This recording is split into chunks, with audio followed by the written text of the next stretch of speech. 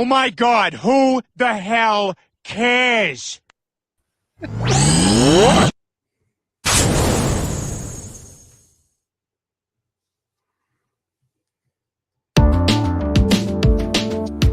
This is Patrick Stewart, and I always watch Pop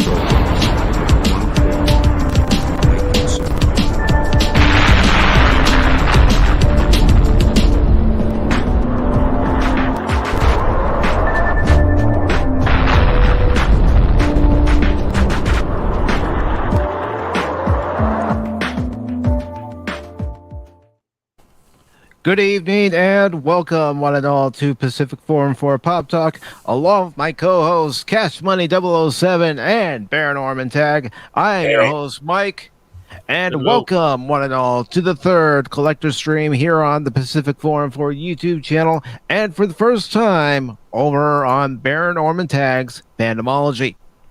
Hey, you noticed that, didn't you? Yes, I did. Yes, I did. That's why I played the alternate intro. I saw that. You didn't have to do that, but that was thank you. That was very nice of you. Well, I tried to pay attention. Mm-hmm. But joining us tonight for this third collector stream are a great collection of YouTubers. First, you know him, you love him, and you love to talk hard.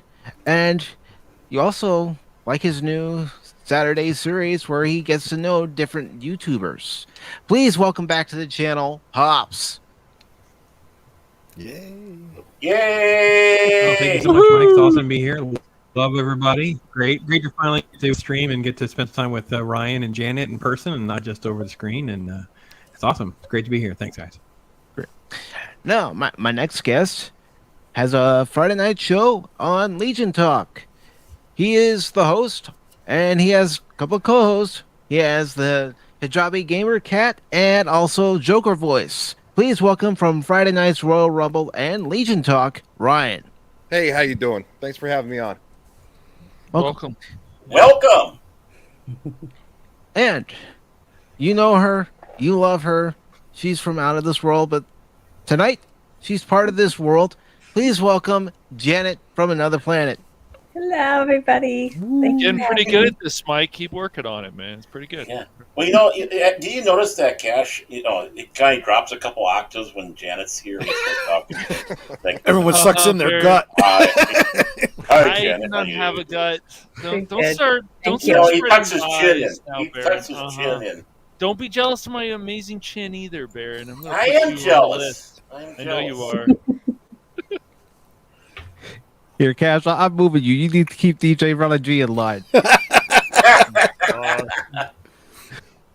And my next guest Like is poor the Cash host just got of- demoted right before our eyes. Put me back, Mike. Beat you up. Well, I need a closer, man. I need a closer. Closer. What a closer. All right.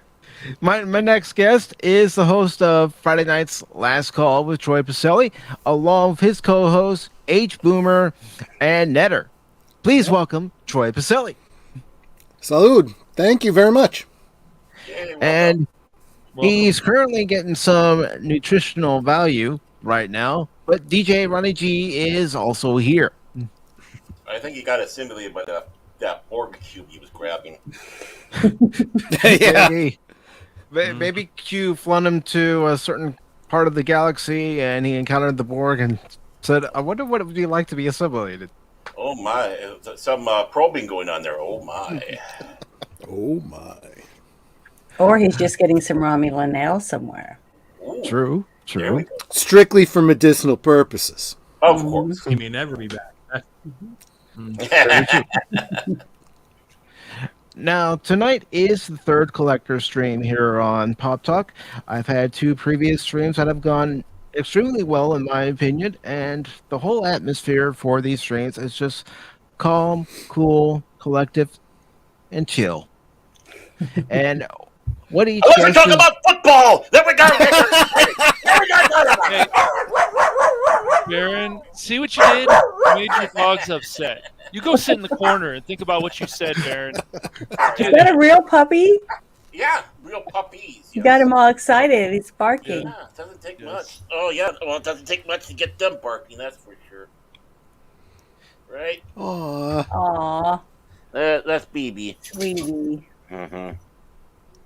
Okay, he officially wins best collection on the panel. Oh, yeah.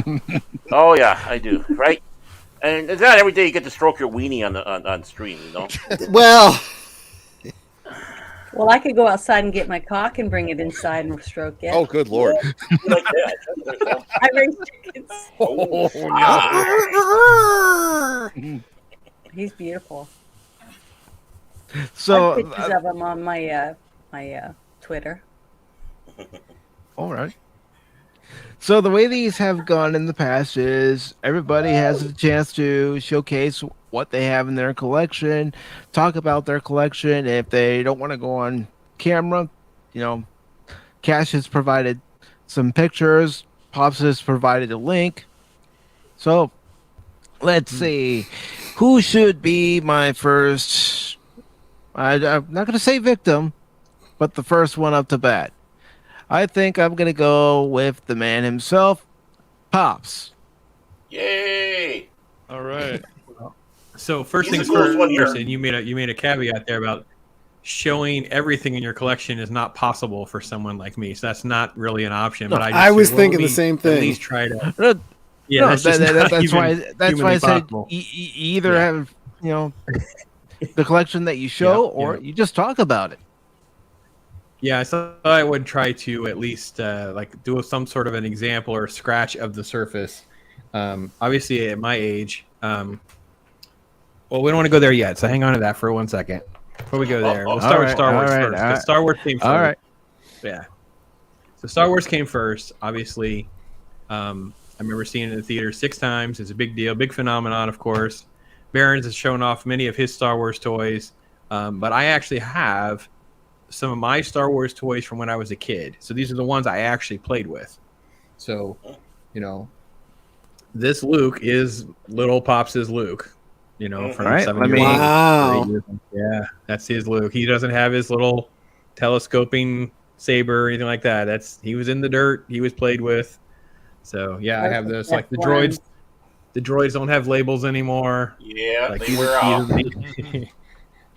This is the Endor soldier. He doesn't have an arm. The dog got him, so he's a mess. Wow, talk about battle damage. My Yeah, God. man, you go all in, right? Well, Star Wars is a farewell to arms, right? Yeah. So and then this is the one my kids are fighting over. Is I have a Boba Fett. Now my Boba Fett doesn't shoot, obviously, because they didn't have those back then. Right. But Nope. yeah. So Was that the So that's original kind of- mail away? no. It was Oh. the first regular run. First carded one. Okay. Yeah, I got Yeah, that correct. Boba Fett too, Pops. That one's cool. I got mine the mail away. Yeah. So I even have like the brutal, so I had to have like the regular Darth Vader, and even had to have one for Empire Strikes Back. So what do? You have one window ahead. See, you got to go all in. Oh, yeah. If you're gonna be a kid, you got to go all in, right? So that's Right. So I have a bucket. These are my Star Wars figures. So yeah. Anyway, so that's kind of where I wanted to start, and then it's funny how living through Star Wars, some of you guys can speak to this too, because at our age, it was a phenomenon for so long. Yeah, sure, the movie came out in '77, toys arrived a year later, but all the way through to, after Jedi. So you want to say from '77 to like '84, '85, Star Wars was a major part of our life. Mhm. And then it sort of like stopped, right? And it wasn't really in the lexicon of culture because everything just kind of moved on. And it wasn't until the Timothy Zahn books, and then this was the book for me. This was the book that kind of like, holy cow, I was all in as a comic book reader. So I had it slabbed so I could have it as art in wherever I want to put it. So this is my Star Wars Dark Empire. Oh, there we Oh, go. that's nice. Beautiful. Yeah. So Mhm. Very cool. always thought it was a great story. Always wanted to see it adapted. Mhm. Not a big fan of the art. Cam Kennedy's art's a little not my style with all the pastel colors, but I always thought it was a great story. So I've had that one slabbed, just because it's just such a beautiful. I had like 3 or 4 copies, and that's the one that came back as a 9.8. So, Wow. and again, I didn't really prepare well in some ways for this stream. I should have brought stuff from the farm office, 'cause that's where some of the more weird and esoteric stuff is. So yeah, Star Wars was the biggest thing. Then of course the other thing, of course, was superheroes. And I didn't really have a really cool Batman item sort of handy. You guys have seen me do cards and stuff on stream, so I mean, I'm really into cards. I have original Batman '89 cards right behind me that we're going to have to do giveaways for, something like that. Especially for those of you that want to do the Pat I Wannabe challenge and chew the gum on camera. Send me the clip. Because Pat I Wannabe. And speaking of Batman, I'm just going to play this clip real quick. You do I it. want you to tell all your friends about me. What are you? I'm Batman. Yep. Yes, indeed. Okay. So the link I sent you was for probably, I don't want to say it's my most expensive comic book, because I don't know, but it's definitely one of the most expensive that's graded. It's kind of a special book. I always loved Alex Ross stuff. So the Alex Ross book that you see there is the Ultimate X Spiderman. And it was recalled because they hid an attack on Bob Harris in the book. So when we scroll down, you'll be able to see it. But this is all these different versions of this book. And over the years, I've had multiple versions. And you can see, so all the books on the shelf talk about him. And you can see right here, Bob Harris is basically a jackwagon, basically. He's an SOB, is what it basically says. So that book got recalled, right? So during the pandemic, obviously comic books got a little crazy with some of their prices, especially for graded ones. And that was the first time I've ever graded any of my comic books. So I have the kind of like the treasure, like it's the one book that it's on eBay, but I'm really stingy with what I would take for it. So this is that book. Let me go ahead and put you back on the screen. Oh, there he is. Yeah. So this is my Ultimate X sketch variant, 9.8.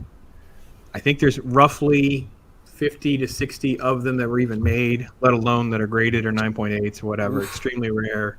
It's kind of it's just one of those special things, and you can even see I have the little certificate of the whole thing. So yeah, that one's kind of my my special one that I have. So very nice. You can see behind me, I have a lot of the graded ones up there, because that way, that's another reason why I did grade some of them, is so that if they were to fall or there's an incident or an accident here at the house, then it wouldn't ruin anything that was super expensive. So and then behind me, I keep these up pretty much all the time. And I've shared this a couple times now. So this is the only comic book that I have from, so we moved, I would have been eight years old. So sometime up till the age of 8, I would have had this. So this is the only one I have left from my childhood. No cover. It's a reprint of a Hulk comic book. From this is actually from my childhood, and I've kind of kept that one special. When I found it, I bagged and boarded it, and kind of keeps moving around with me, just for the absolute extreme sentimental value of actually having one. When you were an actual kid, so you treasure it more, I think. And then just one of those weird ones that I don't even know how much it's worth. I don't even care. So when I had the little flea market store, so back in the 90s, comic book stores, card stores were kind of a boom. I couldn't afford a real store, so what I did while I was in college is I did it at a flea market. So every Saturday and Sunday I was at a flea market, and just kind of that was my little comic shop, right? And I'll never forget, near the end of my time there, some guy came in, he had a long box of all these books, and I was like, what is this? And I paid just a few dollars for several copies of it. So this was available back in the day at the bookstores and the toy stores. So this one was from Bookland, but it would have been the equivalent of a KB Toys and places like that we carry books. So you'll write 30 years later, I have a Spawn #1. Ooh, very nice. That is bagged through Pedigree Gold. Ooh, there's this little $1.95 sticker on it. Very cool. It's not something that really ever, and it's kind of a tricky thing because if you guys again, grading depends if you want to even do that kind of thing. Because obviously there's reading books, there's collecting books, there's investing, there's all those different things. But if I were to get this graded, they will open it up, so they slab them. They won't keep the bag, so that's why it will never get graded either. It's just kind of a sentimental, cool thing from the era of my comic shop, if you want to call it that era. But yeah, that's kind of stuff I threw together quickly to kind of give a little snapshot of the stuff that means a lot to me. Is probably I've kind of moved more into the phase of like the sentimental value and the story elements rather than just the collection itself. Mhm.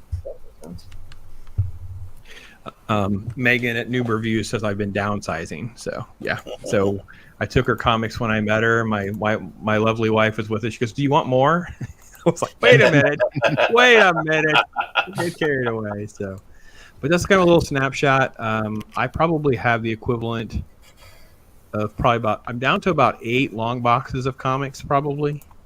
Okay. And then another 50 that are graded. I probably have, I don't know how many cards are in a 3-row box of cards.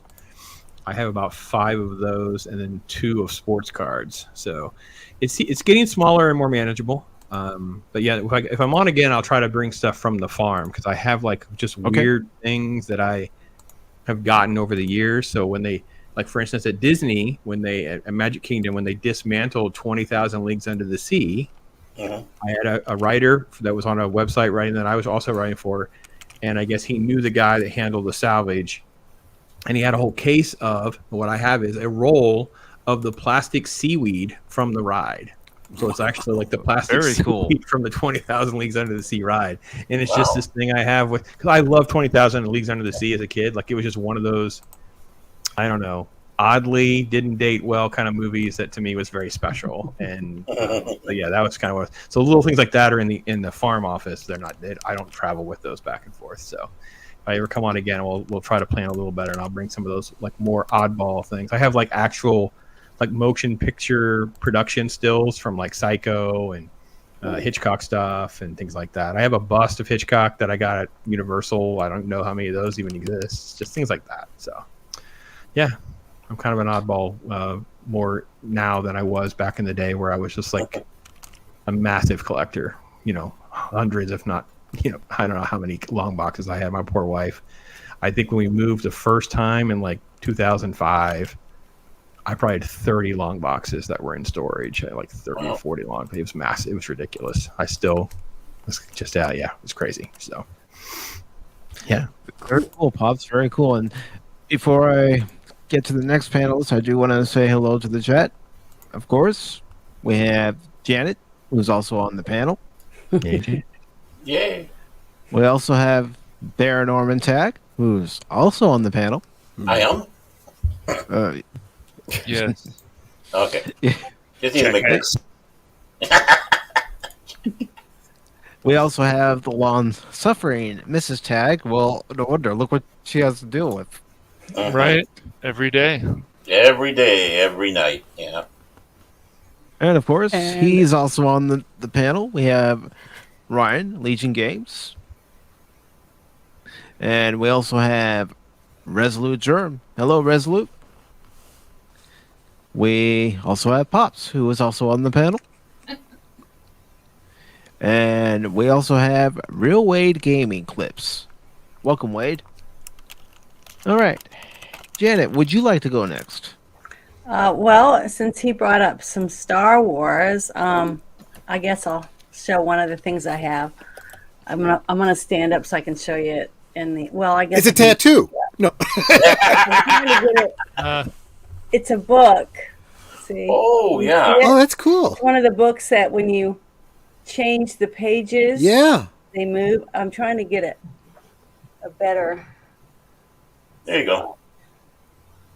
That is cool. That's really That's awesome. Yeah. And it's all paper, so there's no batteries or anything. It tells a story. That's really cool. It's very angles. I like how it glitters too.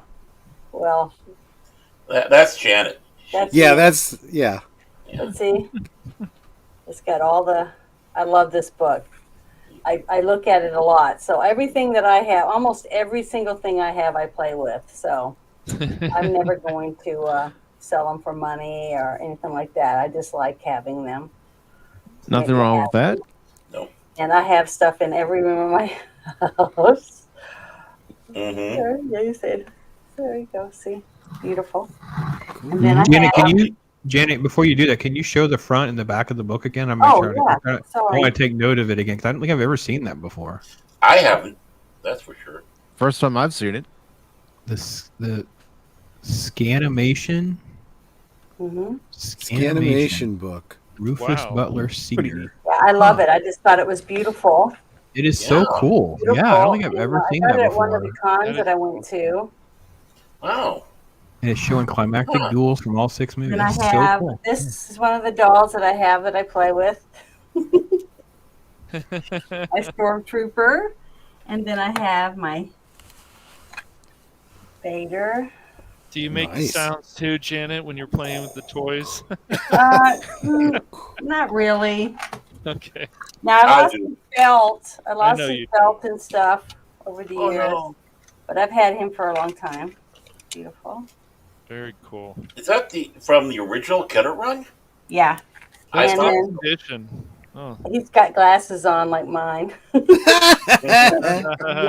On faces. That's amazing. That's an amazing upgrade, to be honest, Janet. I gotta be Yeah. It's Janet Wren. Yeah. Yeah. I was trying to get him to talk, but maybe his batteries are dead now. But this lights up and things like that. So, but here's a few other ones that my favorite. I've talked about it many times. Is this series, The Midnight Suns? Mm-hmm. Oh yeah. Oh yeah. And these have not been opened, and every one of them is a part of a poster that you put together on the wall. It makes a great big poster. These have been opened. This is the first one, and then That's a great crossover series. Yeah, it's awesome. Oh, Spirit of Vengeance. I would Ghost love Rider. to have them make this into a movie. Not if right I now, knew though. that the right people were going to make it. Yeah, not right now. Maybe 5 or 10 years from now, right? Right. People who care enough about it. Yeah. Oh, that's such a beautiful book. Oh, I love that It book is. so They're much. gorgeous. I love that cover. And please Yeah, take care of all that one. these are so good. Janet, you're stressing me out. Ghost Rider They're 28 from needs the to be taken different care of. characters, from the Yeah, look at that. Awesome. Blade. Oh, Pops, you got to send her some acrylic cases. I need to send her. Yeah, I need I to send don't her have at least any of that one. stuff. And it's Oh, so hard okay. to find what you want online, and then you get it, and it's nothing what you thought. And then Oh, do just you have the any last bags and one. boards, Janet? Do you have any bags and boards? Well, some of mine do have the. Message me on Twitter. I'll send you a handful of board bags them. and boards so you can at least bag and board But those. then here's one of mine. This is one of my older ones, and it's autographed. Oh, MCP, baby. Yeah. Yeah. Oh, very cool. But I've read them, so every single one of these I've read maybe at least once or more. And now here's my other set that I took with me. I told you the story that I went and tried to get Stan Lee to sign him because he was the last Thanks, one Auditor left. Dread. But he died before I could. He got sick the day that I had bought my VIP ticket. But this is from the series. I got all four of them. And here's the one with Wolverine on the cover. Back when a comic book was 75 cents. I remember those days. And no barcode. Right. And here's the third one. I miss those days. And then the fourth. It's beautiful. I just love these. These are just a beautiful set to me. And then here's another one. It has nothing to do with any of these, but one of my very favorite books Yeah. Yes. that I've read Shane many Johnson. times. Mhm. Yep. It has awesome everything you want to know about any planet in the Federation, the people, their customs, everything. So Great book. yeah, it's really good. It's got a lot of good stuff in it. Let me get it in the camera. Janet, on that Firestar, did you say you met Mary to get her sign it or something? No, I took the comic book, and there was only 2 people left alive when I went to get them autographed. And Stan Lee, I bought VIP tickets to have Stan Lee be one of them, the autograph tickets, because he was one of the ones involved, and he was sick the day that the next day when I went for my second day, when I was supposed to have my private meeting with him, and this is another one of my favorite ones, comic books that I've read many times. That I love. That's such a great series right then too. And listen, I just picked them because I love Wolverine. He's one of my very favorite. And He's I one have of my lots of them favorites. autographed. One day I'll have to show you. I've got years and years of them. That's the front and Very back of cool. that. That's And awesome. then here's one. Trying to find this one. Now this one is really worn out. Oh, the cable. Yeah. But this is just a sampling of different ones that I have because I have so many. Oh, Secret Wars. Yeah. That's Yeah, the second from one. different. Yeah. I'm into anything to do with sci-fi or anything like that. That's what Well, I'm it's just amazing that like comics, like even Guardians of the Galaxy, after all these years, they finally made some movies, and it took all that time. When that comic book series started in the '80s, it's crazy. Yeah. There's I so love that many collection, stories that they Janet. haven't even. It's, Oh yeah, I know. It's insane. and I have tons. I mean, my whole room. I'm looking at lithographs of Wolverine, and I mean, I've sent snapshots to a lot of people, and I've got tons of stuff autographed that I've hanging on my walls. I mean, I've got figurines, all shapes and sizes. I have original poster from Rocky Horror Picture Show. I have the original album with the record in it. I mean, I've just, I've got all the little collectible characters. I guess it's a Pops. They were given to me. So I have a lot of things that people give me. Stuff from the TV series Dexter. Tons and tons of autographs from different people that I've got to meet on different sets with my picture with them. But I'm not going to show you those because this is what I look like on here.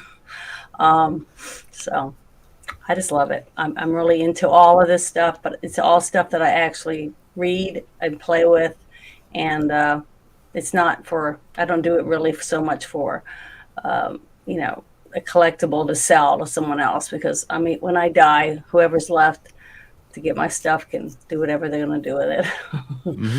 So I like it because I like to look at it. They make me happy. Yeah, and that's one of the main points. Mhm. It's not about the monetary value of these items. It's about how it makes you feel. And if it makes you happy, more power. Yeah, I love them. I love all my stuff. I have something in almost every room in my house, except the restroom. Thank you for letting me show you some of it.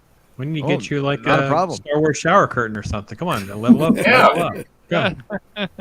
I'll give you a Psycho shower curtain. There you go. Ah, I've seen that. Used to have that. So So yeah, that's I a good understand. move. Another Rubber ducky collection. My I have daughter, a ducky. my daughter had a Darth Vader shower head, so you could do that too. But yeah, I have a lot of stuff. I mean, I have like a skateboard Wolverine on it. I've got, Snow Globe that plays Itsy Bitsy Spider with Spider-Man on it. I have coasters from the TV show Dexter that look like blood spatter slides. I've got the complete series of The Walking Dead hardback with 12 issues in each book. And then I have like the zombie survival manual.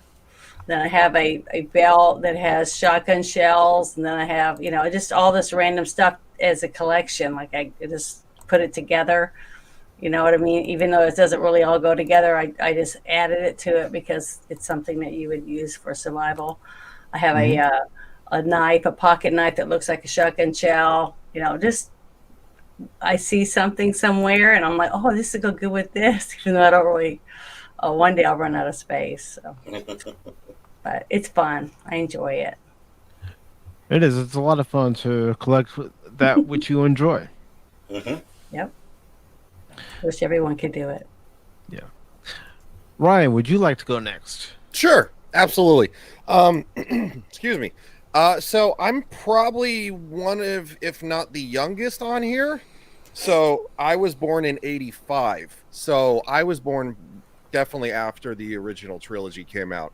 So even though as a kid I had seen all of them and stuff like that, and I was big into action figures when I was a kid. So when the prequels came out, when the Phantom Menace debuted, seeing a double-bladed lightsaber for the first time, and unfortunately I wish my actual lightsaber from the original Master replicas is in storage. I have Darth Maul's original lightsaber, the one from like I think it was like 2001. You know, because now it's like at Hasbro line or anything. But anyway, so maybe once I dig that out of storage, I can show it sometime. But this is the first action figure as a kid I decided to collect myself, and it's the Hasbro Darth Maul from Episode 1. It's got the chip reader. This was probably the hardest one to find as a kid. I would always go to the store, and like if I found it, I would like try to hide it and then try to go get my parents and be like, we gotta go back to the store, and it was always gone. And I think I ended up hiding like 5 of these, and finally the 5th one, and this is it. This is the one that finally I got, and it is from 1998. It's still in the box. I don't take any of them out of the box. I don't know if you can really see that. But yeah, so that's something that got me into collecting action figures. But also just this last year when I went to MegaCon when Gina Carano was there, I bought this. I bought the 50th anniversary edition of Darth Maul from a vendor. So I didn't give Disney any money, but that one's pretty awesome too. As you can see, it's still in the box. Very cool. I don't take any of them out. My nephew who collects action figures now said that he's like, if Uncle Ryan ever dies, can I have his action figures? And my mom was like, well, that's a question. She's like, you'd have to keep him in the package. And so now all of his wrestling action figures, he keeps the majority of them in the packages. So don't feel bad, Ryan. My kids started debating who was getting comics and who was getting my Blu-ray and DVD. So yeah, I was like, listen, I'm still in the room, guys. You guys don't get to decide these things. You're like, I have a few years left at least. Hopefully, it's like, so yeah, it's like these will most likely. I don't know if my kids are gonna care one day when I have them. Because I'm still in my 30s, so I'm not super in a hurry, especially because I'm moving soon. But also, I was a huge fan of Jurassic Park as a kid, and the original Jurassic Park, I was like 7 when it came out. So 30th anniversary this year.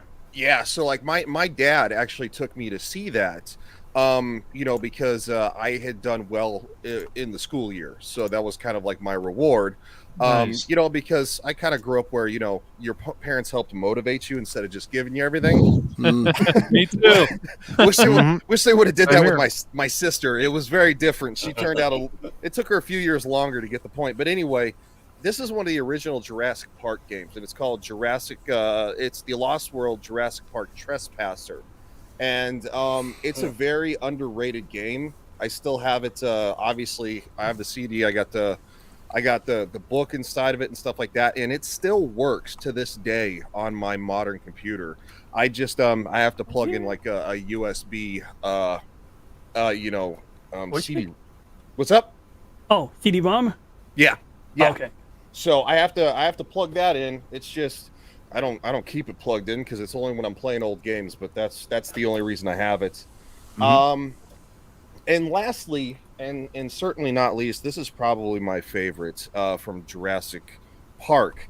I had this as a kid. Now, this isn't the one that I had as a kid because obviously as a kid I used it. I was in like elementary school.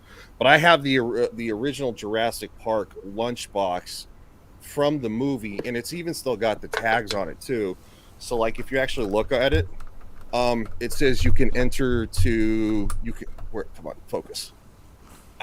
It's not one to focus. Well, it's from Thermos, and it says you can enter to win an Apple computer and printer. Oh, Yeah, so it says I'll bet it's dot matrix. yeah, it says that what the contest details you had to enter by December 13th, 1993. So Well, you still have time if you have a DeLorean. yeah. If you open it up, it still has all this stuff in it. This is one that I found from a guy, and I was like, oh my god. And I saw all the tags, and I was like, dude, I gotta have this. And he's like, all right. So and it still has the Little Caesars free baby pan and Coke coupon. So Yeah, I'm about to say I don't think they're going to honor this anymore. But the fact that it has all the original innards is one reason I wanted it so bad. I'm not even sure they still have the baby pan pizzas. No, I don't think they do either. And obviously, it even has like the instructions to it too, the original instructions. Mm-hmm. Wow. So is there still Pizza Huts? Oh yeah. Oh. Not the original ones, except for where I grew up. There is one left, and We have them down here in Florida. okay, Yeah, the old We have some building here in shape. California. We've Yeah, got one here in my town. Yeah, So- we have a couple here in the Chicago area. yeah. I live in Florida right now, and I haven't seen them. You can see. Oh, the- lucky the, you. The old, yeah. I'm moving back to Colorado though, because that's where the majority of my family is Colorado and Arizona. But Oh, move them to Florida.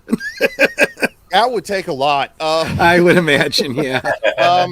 But those are kind of some of the original things that I have. I collect a lot of action figures, and I always keep them in the box. I literally got a line of action figures here. I have some back behind me. My head's in the way.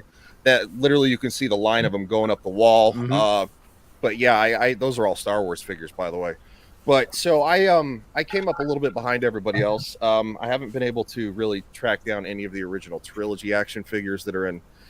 I would say that are in the shape that I would prefer them to be, because most people's kid played with them. I was just the weird kid who I had to have this, and I was like, I'm not going to take it out of the box, and I never did. So it's never been played with, but yeah, that's what I got. Very nice, Ryan. Cool. Very nice. Thank you. You're a smart kid, though. I wish I'd thought about not doing that, but oh well, too late now. Yeah. Yeah, as a kid, you get the toy, you rip it out of the package, and you start playing with it. Yeah. Or No. Santa brings it to you, and it's already ready to play with.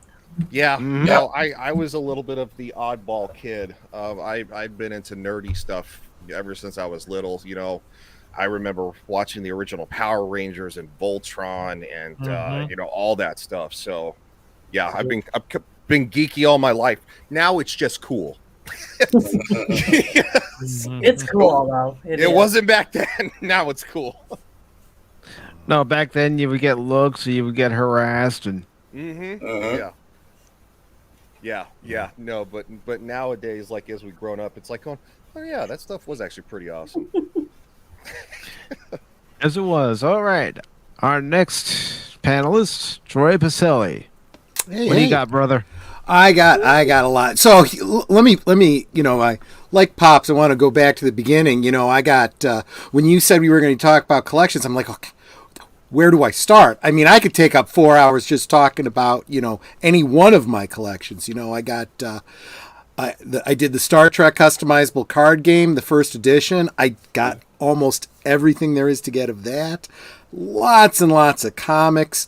Horror Clicks. If you guys know what Hero Clicks is, there was an offshoot line called Horror Clicks that had a limited run. I got everything there was to get of that, including some of the limited edition ones that you could only get at the conventions, and even some prototypes. Tons and tons of the Star Wars 3 3/4 inch action figures, vehicles, play sets, so forth. And when it comes to Star Trek forever. So I figured I'd focus on my Star Trek collection, and then I realized I have to pare that down a little bit too. So I'm going to focus on just a small percentage of the Klingon stuff. So, child of the 70s. Oh, hold on. Before you start with the Klingon stuff, I do have a clip I want to play. You got a clip? We got a clip? Yes, That's always good. Yes. And Baron and Cash are probably gonna be shocked which one I'm gonna choose, but Glory to you and your house. Kavan. Awesome. And real quick, I want to say hi to some of my regulars, Auditor Dread and Kyle Cullen. Good to see you guys. So glad you're here. And I'm still all geeked out because Auditor Dread was saying that Yellow Flash gave me a shout out because of a tweet that I did earlier. So anyway, that's Very pretty cool. nice. That's awesome, brother. That's cool. So yeah, going back to the 70s, talk about action figures. So this is where we're going to start with the old Migo figures. This is not an original. This is a reproduction because obviously all of my originals would be out of package. They were played with. In fact, those of you that know, Migo figures know that the very first line of these figures had these bungee cords inside, and their legs were like way spread out, and their hands had these really weird angling joints to them. Those were the Type 1 bodies. This is the more modern body. So yeah, this is where it started. But Migo went out of business like in the late 80s, but they've come back, and so now we get figures like these. Wow. They look more like the and let's see if try not to get too much of a glare. We got Core. Wow. Awesome. And Kang. And they have not yet done Koloth, so I've had to do my own custom. Oh, that's cool. Oh, nice. That looks nice, Troy. Good. Yeah. So, just because I got to be a completist, I got the Fetty one too. Oh. The pseudo Klingon, the ones that the humans think know all about Klingon culture, the one that grew up, on Earth. But but it's not just Migos. It was back at the time that Star Trek 3 came out. There was the 3 3/4 inch line. This is the only figure that I bothered to get because Klingon and Krug, Christopher Lloyd. The Genesis device. Give me Genesis. Give me Genesis. Then of course we move on to Playmates and talk about Playmates. The Duras sisters. Lursa and Betor. Lursa and Betor, absolutely. Basically, Where we got another version of Krug. I really do like Christopher Lloyd as a Klingon, to be honest with you. He was good. He was. Yeah, he works. Yeah. And Christopher Plummer. Come on. Another great General actor. Chang. But it's not just action figures. I do, and one day I will get into the full makeup and costume, and I'll do a video. I actually have a sister channel called Kartan the Klingon Cleric. I do want to get more content up there. I do have a Klingon cooking video on that channel. It's worth checking out if you ever want to make gak for a Klingon celebration. No thanks. how can you cook gawk? Isn't it supposed to be moving? Let me tell you, it is hard to get live serpent worms across the neutral zone. So I've had to come up with other options. So if I'm at a convention, not to mention the city of Chicago. Yeah, that's true. In fact, although I'm not going to be showing it right now on camera, but I did get. There was a company out of California, that was licensed to do Klingon blood wine, and I wanted to get a case of it. They couldn't ship to Illinois. What? So I literally had to have it shipped to a buddy of mine in Wisconsin, and then smuggle it down across the neutral zone. Kid you not. So if I go to a convention and I'm doing the Klingon thing and it's a Sunday, we call it the original series Sunday because that's when you don't want to do the whole bumps and the hair and the everything. So of course you're going to do the original series. Oh, it's gorgeous. But for Friday and Saturday. Oh man. Right. Now, I also have, there is a pump action one that was used in Star Trek 3. I've got that one too. I've also got the rifle with the stock. I've got the longer with the curved handle, the Sting. I am big on the props. I've got, and there's no way I could show them to you on camera. I got Batlat, I got Mekhleth, I've got all of those. But the pride of my collection, my dictag. Ah, yes. I expected that to be. And this, although I do have the smaller Phoenix knives that a lot of people have seen, this is a custom. I think this was limited to 600. I'm not even sure who the bloke was that made this. It is, this one is really the pride of my collection. Almost never take it to conventions because, you know, I guess the Second Amendment means nothing to most people these days. Well, I like that you showed that because a friend of mine actually did give me one of the Phoenix knives a few years ago. Nanette and I both have one of those, and even those we usually don't take to conventions. We have wooden con-safe options, but when I do private gatherings and stuff like that, you know, I want to have something to put on display. And then same guy that I got the dictag from, of course, I got. I don't know if you can see it because it's not painted so as to have any depth, but Klingon Skull. Oh, wow. Yeah. Very nice. And, you know, this is for in case one day if I ever want to, you know, do Vadoha Yorik Yinhish Vishoch Harvet Shok. Alas, poor Yorick, I knew him, Horatio. You've never experienced Klingon. Sorry, Shakespeare. Until you heard it in the original Klingon.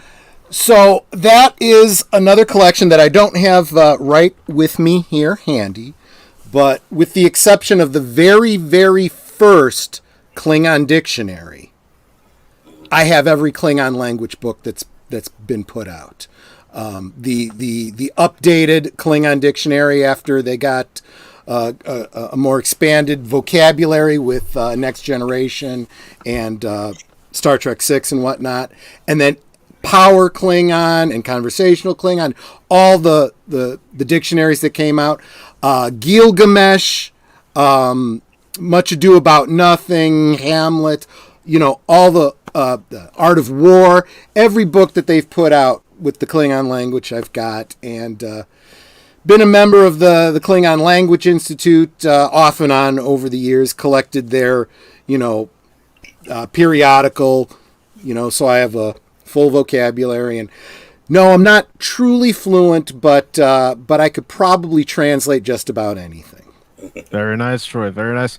Awesome. And could I correctly assume that if somebody insults your collection, you have this to say?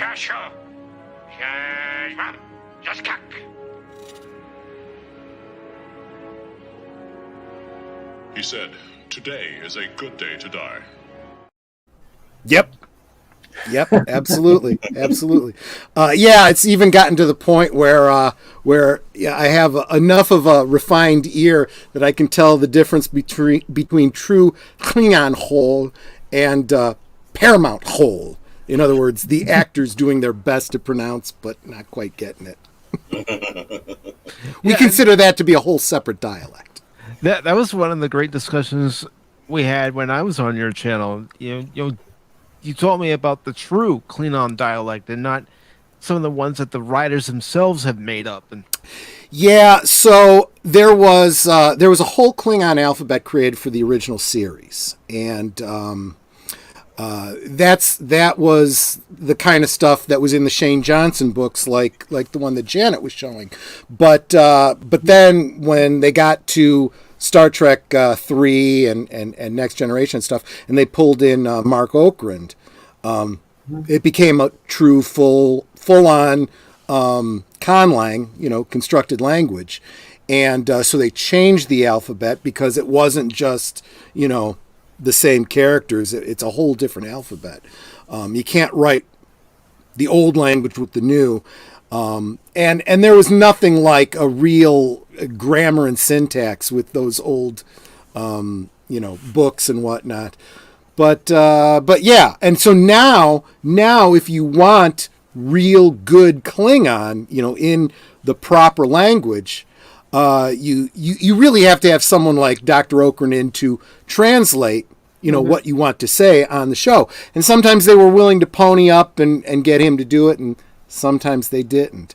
So they would do the equivalent of going to Bing or Google Translates or whatever, and it's just a bunch of words that imply a meaning that don't work in syntax, and but I'll tell you what, the one thing I can tell you, the one area, the one show that's actually gotten their Klingon down correctly, believe it or not, Star Trek Discovery.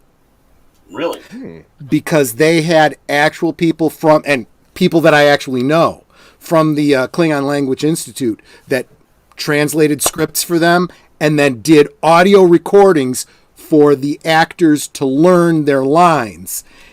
And I'll tell you, it's beautiful to listen to. That's the only thing I like about Star Trek Discovery, is listening to, like, Mary Chieffo saying her lines in Klingon. She's spot on. So would you say that the Klingon Language Institute is the Rosetta Stone for the Klingon language? Abso-friggin-lutely, yeah. We don't have... we have a very verbose vocabulary. It's growing every year because... here's the rule. You can't create new words. The only one that can is Dr. Okrent. And every year... one member of the Klingon Language Institute who has, achieved a high rank in skill and, won an award and so forth, is awarded the opportunity to put together a list of words that they feel needs to be translated into Klingon, and we get new vocabulary from Dr. Okrent. So there's new words being added every year. Troy, did you ever see that episode of Frasier where Frasier is reading? Yes! So yes, great. I have. Oh, I laugh every time I watch that. It's fantastic. Yes, I have. And I've even tried to do the translation, and it's not even really... there are some Klingon words in there, but it's... you can't translate it. There was another show that used Klingon that I thought was brilliant. It was... what was that show? The guy that plays Captain Marvel Shazam. Zachary Levi. Zachary Levi. He plays like a spy or something like that. Chuck. It's Chuck. Chuck, right. Yeah. And he somebody says something to him in Klingon, and he's like, Hicha. And that was the cue. The person had asked him, are you wearing Kevlar or body armor or something? And he goes, Hicha, yes. And so the guy shoots him, he goes down, and you go, okay. And I did the translation on the Klingon that was said, and I'm like, it was a good attempt, but there was no good word at the time for armor or vest. And I think they substituted a word like clothing or something like that. This is a reminder. Can't turn it off. To go live. Well, make sure you make that phone call, Janet. I don't know if Mike will be able to pull it off for this stream, but I can neither confirm or deny there's evidence that Troy has actually been in an episode of Star Trek. I was just going to say, Pops, I'm receiving a subspace transmission from Starfleet. I do. There you go. Look good to me, ain't she also heavenly? I idolize Jake, we're like Jack and Jill. You're so kissable. L is the love light in your eyes. N-O-P. I could go on all day. Q. Q. That's hilarious.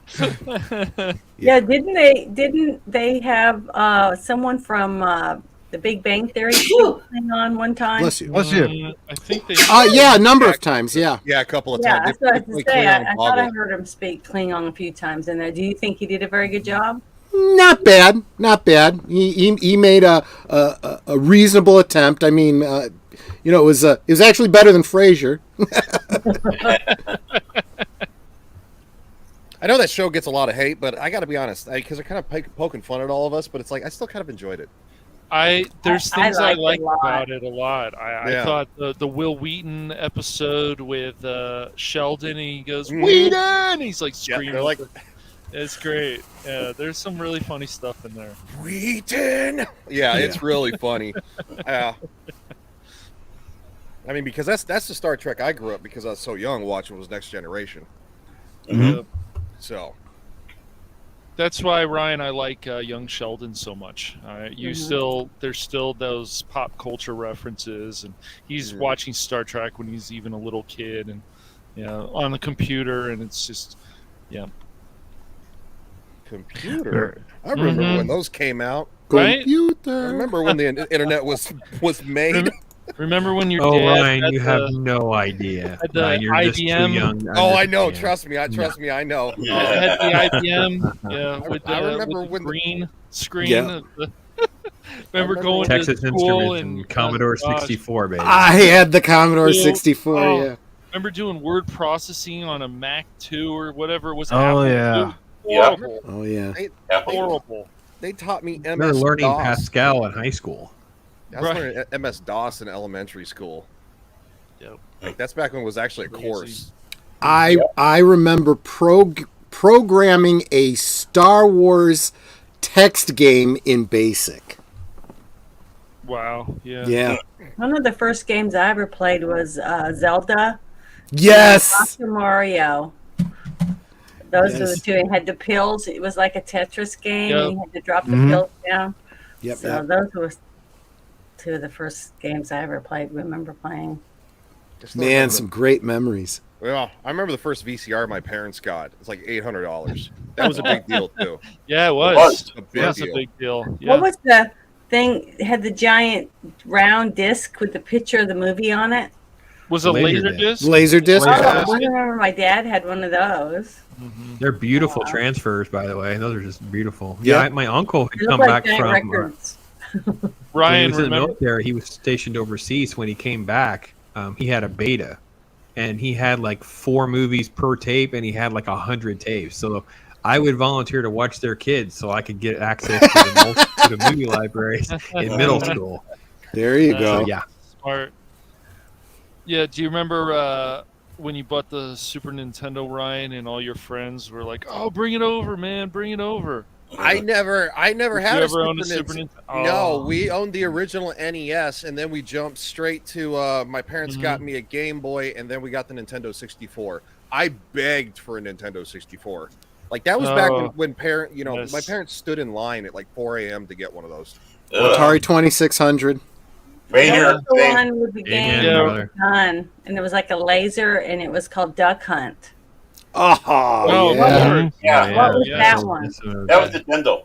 Yep. Okay, well I had that. Yep, I that had was one of those. Nintendo. Yeah, It that had the- asshole duck. Yeah. Yeah. Everyone hated that duck. He's always Yeah. laughing at you. and Always making- laughing at you when you missed. Every time I missed, I would aim the gun right at the screen. Yeah, Pretend yeah. I you was shooting try the to shoot dog. try to shoot the dog. Shoot the dog, yeah. Yep. Yeah, Troy, Mrs. Pops and I were saying, like, if we ever actually had like a actual console built or something like that, I just want it loaded with the old original arcade and 2600 games. I don't even care Yep. about anything that happened afterwards. Sorry to all the gamers out there. I I'm just know. that- I'd rather play Tempest and Yar's Revenge than all this other stuff. To be perfectly honest. Oh yeah. I'm with ya. The Valkyrie first game I needs ever food played on a badly. PC. Oh, sorry. Go ahead. No, it's okay. Go ahead, Janet. The first Go ahead. game I ever played on a PC that I remember, it didn't have any graphics. It was all words. Zork. Yep. Orc. Yeah, I remember. And I thought it was a lot of fun. It reminded me a lot of the role playing games like Yup. D&D, Mhm. which I play now on Bruce Lombardi's channel every 2 weeks, and I just loved it because you had to use your imagination. And Stab troll with nasty knife. Yeah. Yeah. Yeah. yeah, it was fun though. It really was. Zork 1, Zork 2, and Zork 3. Well, Yeah, I those had were the friends that days would also. do that when- every weekend. No, go ahead. No, go ahead, Pops. I was saying I had friends who did that every weekend. I would just sit and read comic books. I was like, my ADD could not handle the slowness of the Zork, but I would just I read all of the comic books that any of them ever owned, because they'll say things and I'll be like, yeah, you own this one and you own this one. Do you happen to have that or whatever? They're like, no, and I'm like, those were the days. Yes. Any of you guys play the ET game on the Atari? Maybe a buddy of mine had that game. Oh my gosh. The one that angry video game nerd actually made a movie about. Yes. Yeah, because they're all in the dump. Yeah, they went to the dump. Yeah. I think it's considered like widely the worst video game ever made. It was pretty bad, yeah. It wasn't Indiana Jones pretty awful too. Yeah, Indiana Jones was almost the exact same game. I don't know what it was about Indiana Jones. I enjoyed the whip and the snakes. I don't know. It just seemed like it was I don't know. Maybe it's just the timing of it all, whatever. I loved all those cheesy elements of like adventure and stuff. And most of my friends were like, that's just so lame or whatever. I'm like, I don't know. I just really enjoyed it. But that's the closest to a gaming conversation you can probably get out of me is 2600 conversation. Oh yeah, I mean the adventure was closest to a video D&D game you could get at that time, and it's like, I saved up my pennies. I got that. One of my favorite games. Even my daughter loves that game when she got old and started playing video games. The Crystal Castles. I remember my brother playing that, and then going to this place Alpha Beta, and he used I to remember play that grocery store. Yep. Mm-hmm. Yeah, it's those games still hold up really well. Was it the Tank Battle, right? That was on the Atari 2600. Combat came with the Combat. Excuse me, Combat. And then the planes and those games were actually complete too. I mean, there wasn't that much to them, but still. Well, we thought it was such a big deal to have Knight Rider, right? But not Knight Rider, like the show. It was Knight, Night, because you had the Rolly controller, so that was the game. You had to use that thing, and we thought that was the coolest thing ever. Because we had this cool new controller that we had to use. It was so cheesy though. Yeah. And speaking of games, I know our next guest has a nice game collection. He actually fiddles around to try to get certain game systems to work on modern equipment. That's DJ cool. Ronnie G, what do you have, brother? I just wanted to name drop Solaris for Atari 2600 real quick. You have any of you guys ever played Solaris? I've heard of Solaris. It is like you're like in the cockpit of a starfighter. It's got a really cool hyperspace effect because you get to look at a star map and you get to pick like different coordinates on the map or different grid locations, and it'll basically do a warp jump, and then it sort of does like that fake 3D, where you got the first person view and you can fly up, down, left, right, and shoot at enemies and stuff. And I thought that was a pretty advanced looking game, and that kept me pretty entertained. Oh, I have seen that. Never mind. I had to look it up. Mm-hmm. Yeah, I've seen that. But yeah, so anyway, if you want, I could begin with some of the toy collection and stuff I got right here if you want, Mike. Yeah, if you want to go ahead and show it on screen, you can. Let's do it. All right. So number one, we have the Death Star here, but this Death Star has a cool trick. Not only does it have a door, not only does it have a tractor beam that is apparently solid, not only can you put a TIE fighter up here to help protect it, but boom, it does that. And then you got like a little sand person here. Can we see it in the camera? Wrong button. I'm sorry. Part of my language. Let's do that again. Yeah, that's. There we go. Oh, there we go. Okay, let's try it again. Right, from the just top. a tease. Just a tease. Yeah, right. So once again, we got Death Star. Once again, you got the physical tractor beam. Solid object. You got a little place to put your TIE interceptor micro machine up there, and then you got this little paddle over here, and that's you get awesome. An exploded Wow. The micro machine Death Star is boss, man. That thing is freaking great. Yeah. I love that thing. My kids had that thing, and we played that thing to death. I wanted that loved thing it. so bad as a kid. Now, it does need a little bit of a cleanup. I mean, that's why I have this bottle of isopropyl alcohol hanging out by my side here. But you know what? I'll show you the dusty floor for now. But, you got a pretty elegant Death Star floor. We also have, some blast doors over here. Mm-hmm. You have the control room that they hung out in when they were, waiting to escape. You have the garbage area over here, or the prison block. And I think that's basically everything in the Death Star portion. But just going downstairs, you end up in Tatooine. And if you go upstairs once again, you got the cantina. You got the bar, well, you got the band and the bar, the cantina bar, whatever. And, it's just like, it is a boss collection here. You got Luke's house that flips open. You got this weird thing. It looks like the Doug trio from Pokemon, or the Doug, the poop Pokemon, I don't know what that is, but it pops out. And then you got a sand person right over, whoops.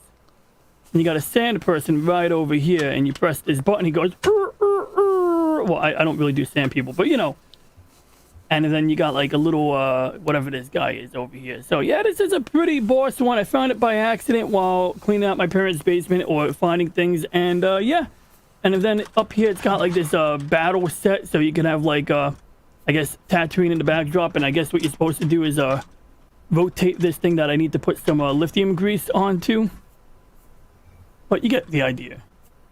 And then the last element of this particular piece is this here. So when you put a micro machine here, I guess you would put your Millennium Falcon micro machine up here. Maybe this is the tractor beam. I'm not really sure which is which, but now that I think about it, you can put your Millennium Falcon up here.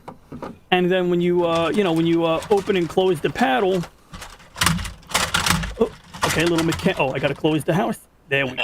Close the house. Disintegrations cost extra. Oh, and you got to be careful. You got to always rotate this so that it's out of the way. It doesn't obstruct. That makes sense. And then that was number 1. Number 2. Da da da da da da da. Oh, there we go. Get a little wider shot here. So yeah, this one was a pretty sweet one. I didn't expect to find this when I did, but I did. And it's not in terrible condition, whereas my Millennium Falcon got super yellow. I don't know if that was smoke or UV, but it got yellowed the heck out. But, pretty straightforward. If I change the batteries that are most likely corroded, we can make it some sound effects. But overall, I'm satisfied with the detail. I'm satisfied with this. And I believe this has, blue LEDs at the center of each ion engine cone. You should be able to clean out that corrosion, though. Yeah. Oh, yeah. I just did it. I just did it to a Game Boy while we were waiting at the beginning of the stream, and this I found by accident. But I'm glad I found it. But it doesn't turn on at the moment, so I'm going to take it apart tonight or tomorrow. But it was so corroded. That's the one my sister had. Yeah, this I think I got it from the e-waste. Yeah, I had one of these. I had a transparent one in the 90s that I bought from some kid down the block. That's the one I had. Yeah, that one was beautiful. I like the transparent one. It looked really cool. And then let's see, we'll balance it up here. Now these are the batteries I just extricated from here, and we can see some of that beautiful. Oh God, it's on my desk. That beautiful crustiness right there. Yeah. Mm-hmm. Battery acid coming out. I hated that. Yeah, that always got annoying. So I did some sandpapering to it. I have a feeling this might have other damage, maybe liquid damage on the inside. It happens. So we'll explore that, at some point. Maybe I'll do a live stream later on tonight. Moving on, I was going to showcase a speaking spell, Oh, yeah. Speaking spell from ET, but it doesn't seem to want to accommodate my batteries. I had to fight with it to fit one of my Panasonic rechargeables in. So the way these work is, you get a AA battery, and you put it inside this little enclosure. And then, you make it into a C battery, but they must be a little bit longer, or this must have a really tight tolerance, because I had to fight with it to get this battery in. Now I have a little dimple on the bottom of the battery. No big deal there.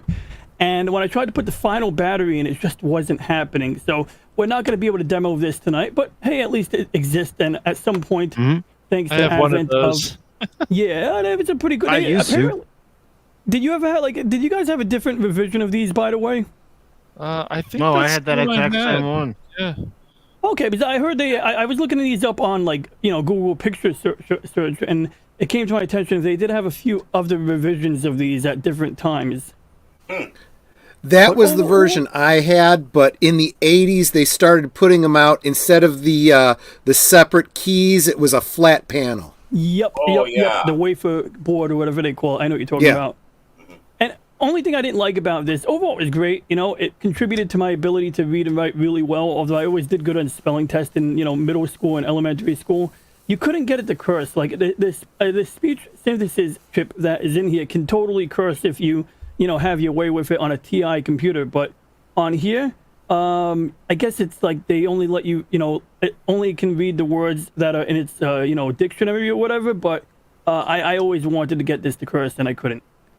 And then let's see here. Do we want to, let's see, we're going to save the best for next to last. But we also have a Captain Pike. Ew, what's that stuff? Oh, anyway, I'll clean it in a little while. But yeah, Captain Pike phaser pistol, laser pistol. It's also missing the sight up here, but it wasn't much. It was just a piece of plastic. And so, luckily, between this and the battery cover on my Speak and Spell, 3D printing can totally print out a new cover. So I'm not too worried about that at this stage. I mean, this has been well used, so it's certainly not going to be like something you put inside a slab. But it has the 2 modes. You know, you got your stun and kill. I don't think there is a stun mode on a laser pistol. I'm pretty sure there's like 1st degree burn and 5th degree burn. So yeah, it doesn't have the self-destruct mode, but you could pretend to pull this back and that it's actually going to overload. Yep. So yeah, that's what we got right there. Then we got the Phoenix. No, I'm kidding, the Phoenix. Yeah. And of course, you know, it launches. It's on a what was it? The Atlas, you know, missile or whatever, as its launch vehicle. Yeah, we're gonna zoom out a little bit. Let me get the Life Star out of my way. Life Star. Yeah, because look, if you're in the Empire, man, that's life, man. That's employment right there. You know, I mean, those rebels ruined that economy. Anyway, jokes aside. Now we're ready for warp. Wow. It's been a long time. No, okay. Yeah. So yeah, you know, we got that going on there, and it's not perfectly accurate, but it's good enough. You know, I'm a happy camper. Like, I'm not. You know, a lot of these toys, like if you get the what was it, the X-wing toy from the '90s, I forget which company that had like a bit of a short nose on it, for example. Kenner, yeah. Yeah. That's the one. And so, you know, it does that, and you know, you have like 2 sound effects, which I presume is like warp and something else. And then also when you have batteries in here and you open up the warp nacelles, it will make a noise. It'll make like a little, you know, like cool sound effect. There's the back. I don't know if this is a reaction thruster or impulse engine, but we have that up here. Yeah, and the nacelle is pretty intricate. Like, it's got like a couple of, like, it's got this little crossbar here that folds inward on itself. So this is like, you know, it's like not too simple, you know. Now, the only other ships in my fleet I did not show today are my Sovereign class Enterprise and my Voyager. And that is because I need to find 1 nacelle from each one. I don't know, you know, I'm missing half a nacelle from each starship. So when maybe we do, you know, Mike, if you ever do another one of these in the future, you can look forward to having USS Voyager and the Enterprise Bloody E. Awesome. And Yeah, then we're now, definitely gonna have another collector's stream after these this. are always fun. Always a blast, Mike. Let me just grab one beautiful thing. Beautiful. No! Maybe not. Battle damage! Alright, give me a second. I gotta go to the dry dock real quick. Right, little vacuum welding. Alrighty, the Archie blows. Oh, the Connie. Oh, yeah. So, you know, we got this one right here. NCC 1701. No bloody A, B, C, or D. Or D. She is. And so, you know, we got pretty much, it does sound effects, but it takes AAA batteries. I have to get into that stripped screw one of these days and take the corrosion off. It makes 4 sounds. One of them is the warp speed sound, you know, the It makes the torpedo sound, which really, the torpedo is like, it sounds really cool on this. You can press it like back to back and like, you know, real fun. You get the phaser, and I forget what the remaining sound is. But this one holds up pretty well. I have a stand for it somewhere, but I may just hang it up one of these days. You know, it's a very simple stand. You got a hole right behind the deflector dish.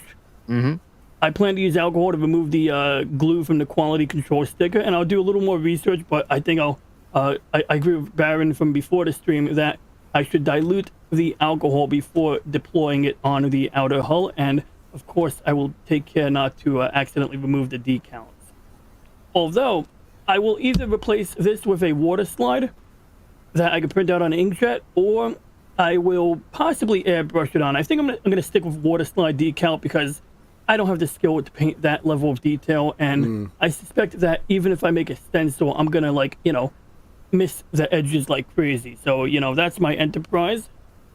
Nice. And as far as the Enterprise is concerned, I know this ship like the back of my hand.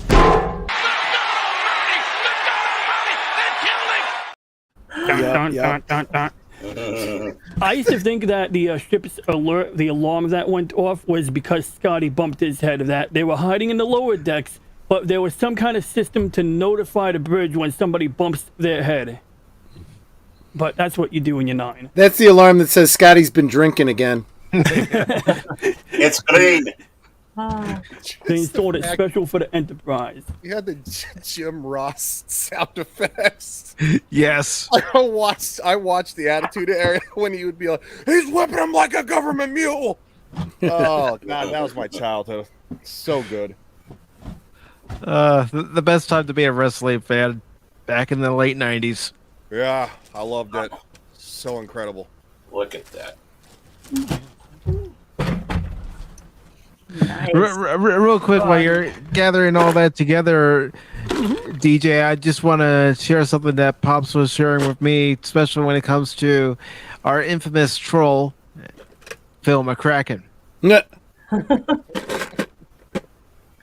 So here we go. Thank you so much, Thomas. We do appreciate you. Phil McCracken. Ophelia McHawk. I forgot Ophelia about that. McHawk. Eileen Dover. Eileen Dover. Wow. Oh my God. It goes on for like 2 There minutes, it by the is. way. Yeah. It just keeps going and going. That's a clip that never gets old. Our elected servants, everybody. Oh, I'll tell you. This is Patrick Stewart, and I wish to tell Phil McCracken that I hate him also.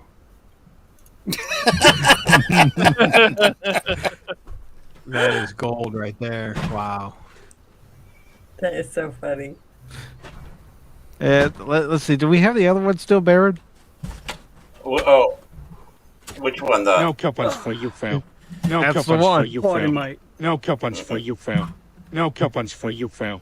No coupons for you, Phil.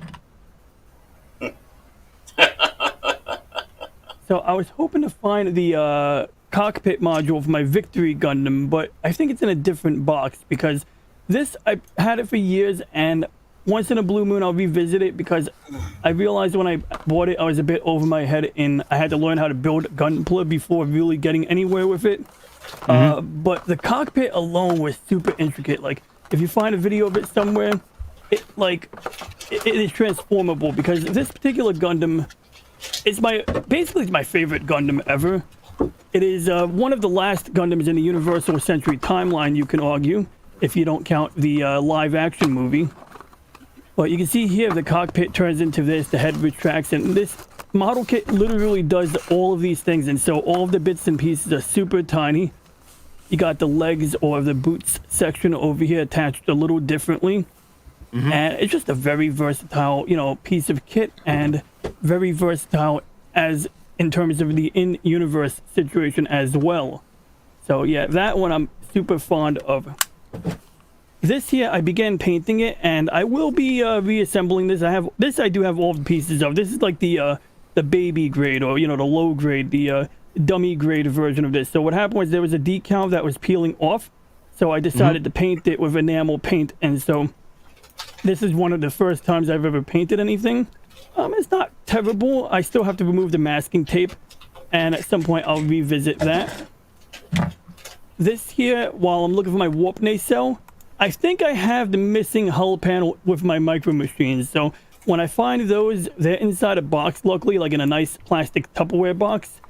I'll most likely find this. And so this battle damage, when you press a button somewhere over here, this will pop off like, you know, as if it got attacked, or did get attacked, and this will glow when you make sound effects. There's a series of buttons over here. Oh yeah, this one was pretty cool too, you know. So we got that. And then what was the last thing? I think oh yeah, and then I have one more thing which I may have to get a little organized here. Let me just put my Victory Gundam back in his bucket. Also, the Victory Gundam used beam shields, which was something that was they started using in the year UC115, if anybody remembers Gundam F91. But I understand we may not have Gundam nerds here today except Mike and maybe Cash.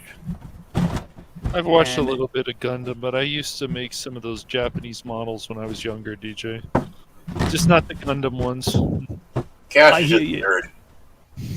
So the last thing I would show is a set of cards. Oh, how convenient that it's shaped like a ball, you know? So anyway, let's put this over here. Toss you over here. You can go land over here. Carefully, carefully. Time. Oh, and hit. Oh, shit. There it goes. There we go. Okay. Whew. Okay, good. Anyway, this is actually just an oddity. This is not so much a collectible, but this is something I found in my travels while looking for other things. And this is a micro drive, which they used to release these as a compact flash memory card back in the late 90s, early 2000s. And this one in particular came from an iPod mini. So it has the same form factor as a compact flash card, but this is a 4 gig drive inside a itty bitty form factor. Wow. Whoa. I've never seen anything like that. Yeah, I've never seen anything like that before today. Years ago when I was working at Best Buy, one of the more experienced guys was arguing with me. We were friends, but he was like, there's no way, man. They can't fit a hard drive inside of that. And I was like, oh yeah? You want to bet?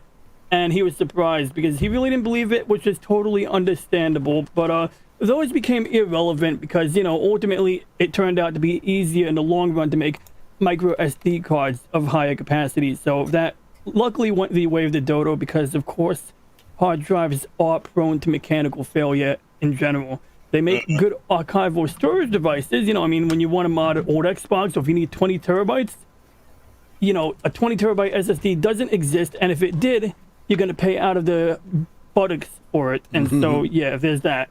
So anyway, moving on here, we have these Stargate movie trading cards right here. In fact, I have an unopened pack of these somewhere, but it's over there somewhere. I can't find it now. But in this pack, I bought. What happened was I went to Retropalooza in Texas, Arlington, Texas, in October, and on one of the days there, I saw someone selling packs of Stargate cards for $5 each. And afterwards, after buying 4 packs, I bought like a whole case. You know, the big box that they have in the store, and had like 36 packs in there. And out of like 36 packs of 12 cards, I only found 1 chromium card, and this is basically the sun god Ra, his host basically, or you know, Ra's host after being implanted with the larval, or not larval, but you know, the Goa'uld, you know, so he's got a Goa'uld in his belly right there. And as they say, get in my belly. These here, I loved that movie as a kid. cover stones, basically, you know, when they buried the Stargate and Daniel Jackson had to translate these or figure out the symbols for dialing the gate. On the next series of pages here, we have basically Game Boy and Super Nintendo cards. So these basically give you tips on how to play the Game Boy game. There's like, you have to dial the gate in the game, which is like impossible to do without some outside help.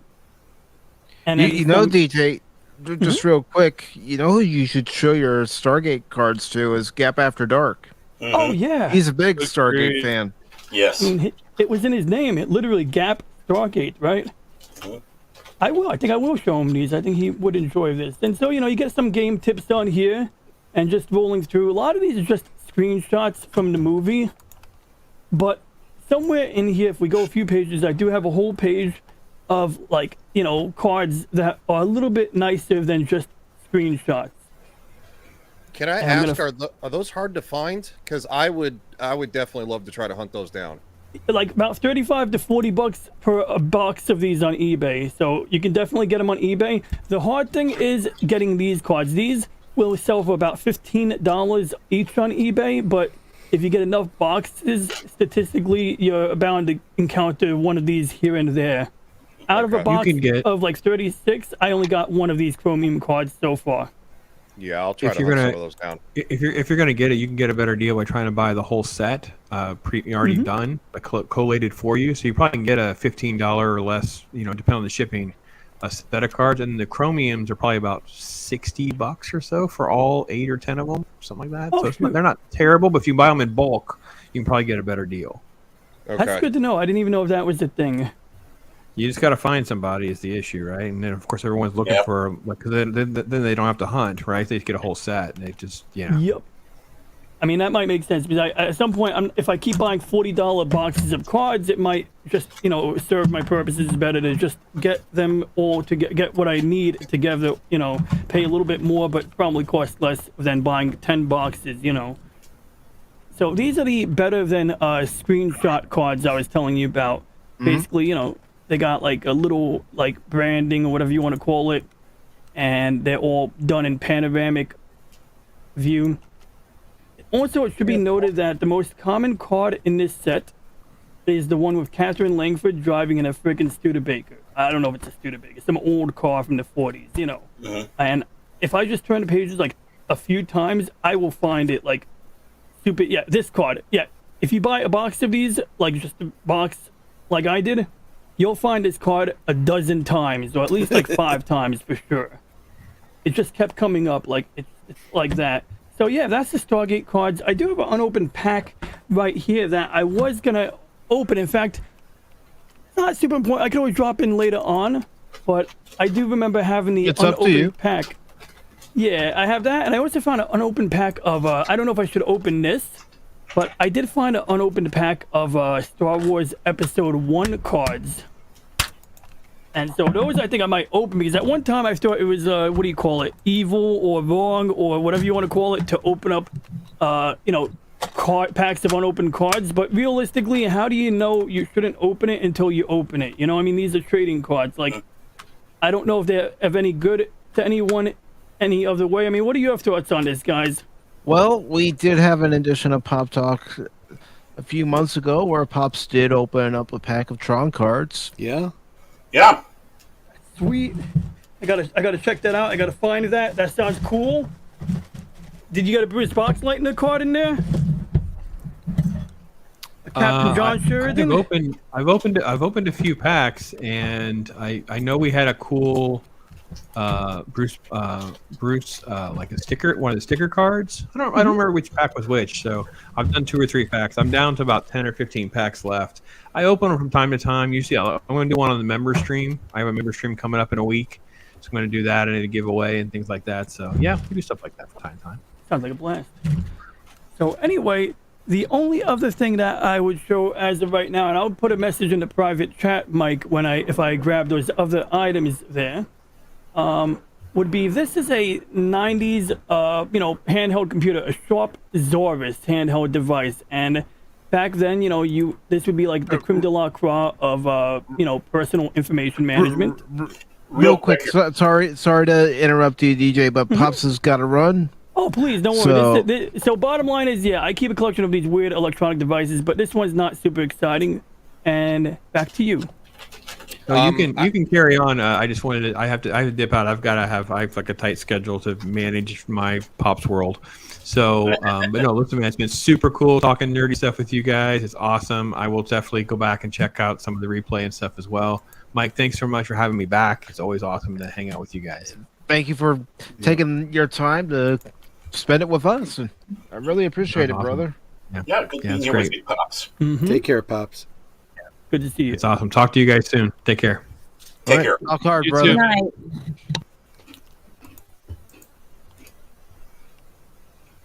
I actually have to bounce too. Right. But I wish I could stay because this kind of I love this stuff. I love nostalgia. It's literally one of my favorite things to do. I think it's better than anything that's out now today's. I still watch the freaking stuff that I did as a kid. So because I just think it's awesome. But no, I would love to do this again, and thank you so much. Thank you, Ryan. I really appreciate it, brother. Yeah, no problem. Good meeting you, Ryan. Yeah, you guys too, and hopefully I'll get a chance to talk to you guys all again. So, you guys have a great night. You take care, Ryan. You too, All right. brother. Later. Thank you. Bye. See ya. Have a good Good day, night. buddy. We lost our best men. Well, we lost Pops. Man down, man down. Yeah. So go ahead, DJ. Yeah, so I If was you going want to to turn this continue. on, but an interesting thing, endemic of these early pocket organizers is that you would have a second battery in there. So if you want to take out the main battery or change it, this one you actually have a switch that switches to backup power, because the type of memory these had back then, required there to always be power. And so this device is refusing to do anything for me until I replace the clock battery. So it turns on, it tells me you got to change the clock battery, and it says F you. And that's cool because you know what? I found a sync cable for it, and that is going to allow me to actually, I think I have a backup on a zip disk, and I may very well be able to restore a backup from 1999 onto this device. So we have that. I also keep a Windows Mobile collection, but this is not my favorite one. But what was really cool about the iPack line of Pocket PCs was the expansion pack module. Basically, they would have like a thing that would go on the back of it, and it would give you either an extra memory card slot, an extra battery, and a memory card slot. If you ever had a laptop that took like a big Wi-Fi card, like the size of a credit card, they call it a PC card, it was actually possible to put laptop components into one of these. And my favorite one is the one with the infrared port and the SD card at the top, because then you could run it in slim mode. But when I was in high school, I had it with a big battery on the back, and this thing was fire. I mean, you could like put music on here like a super duper MP3 player. You could put movies on here, except back then memory cards were a little pricey, so realistically you can never put enough movies on it. Like today we have it really made,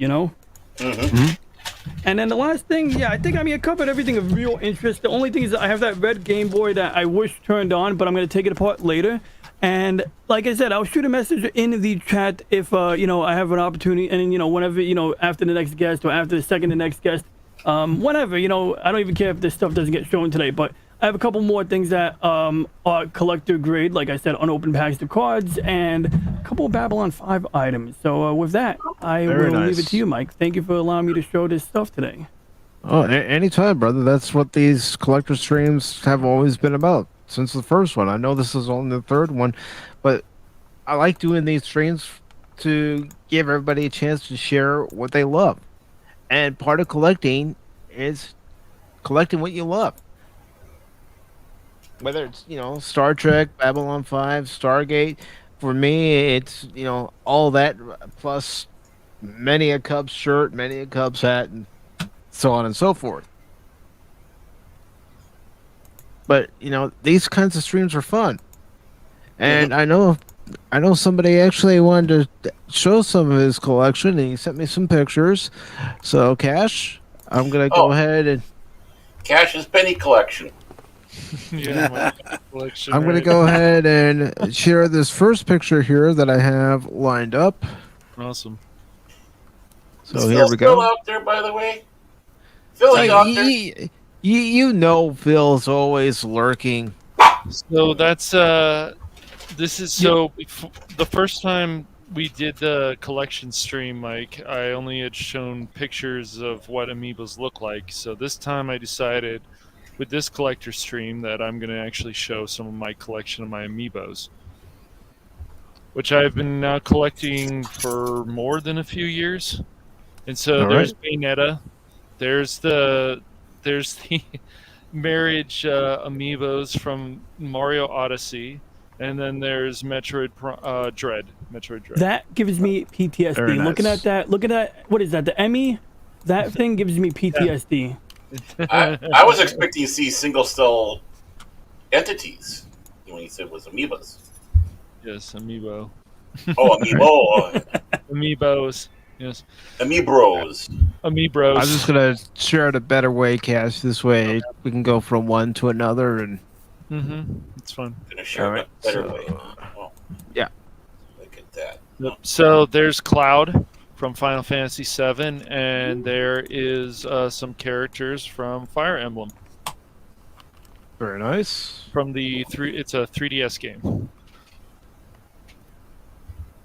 And so I decided, I didn't think I was ever going to go down this road, but I decided to start buying some Pop toys.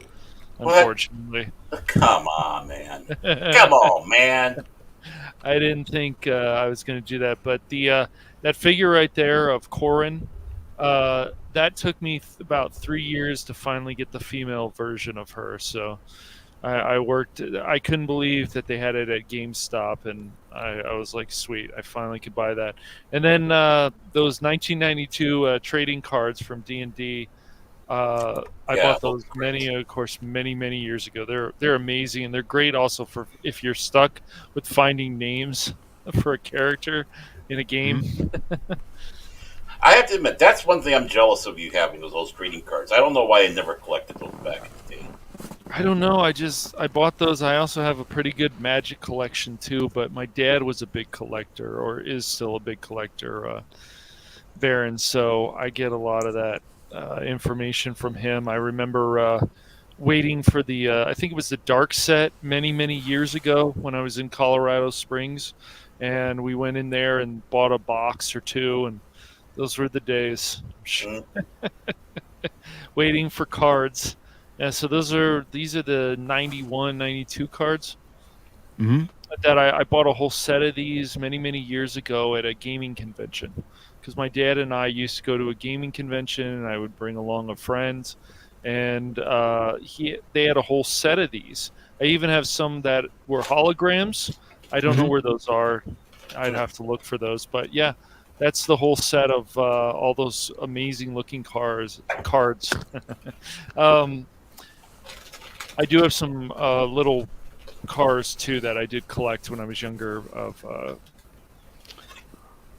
the Hot Wheels, of course, the Hot Wheels ones. But yeah, those cards are awesome. And then there's more of my amiibos. There's the Animal Crossing. There's ones from Xenoblade Chronicles. I have a few from Zelda. And what you can also do with these amiibos is you can actually use them on your 3DS if you own a 3DS, and you can use them on your Switch, and they can give you extra items in the games. They're like a DLC. I would say they're like downloadable content, but they also are cool. They're not that cheap though. This is a pretty expensive hobby. Cash, did you know that you can buy NFC tags on Amazon and download amiibos and flash them from your phone? Yes, I do know about that. Cool. Just making sure. It's like, yeah, I mean, like, it's good to collect these. They're some of them are beautifully done. Like, I've seen a few from the Zelda game that I really liked a lot. And I'm jealous and envious of that Metroid one, even though it gives me a little bit of PTSD. But, you know. You can find that one, too. It's back in stock. So if you want to get it, you can probably still get it at GameStop if you want to. So I might take a look for that. Yeah, that's a lot of them in a bag. So I've been collecting these for a while now. That's the equivalent to GDP. That is the GDP of a third world nation right there.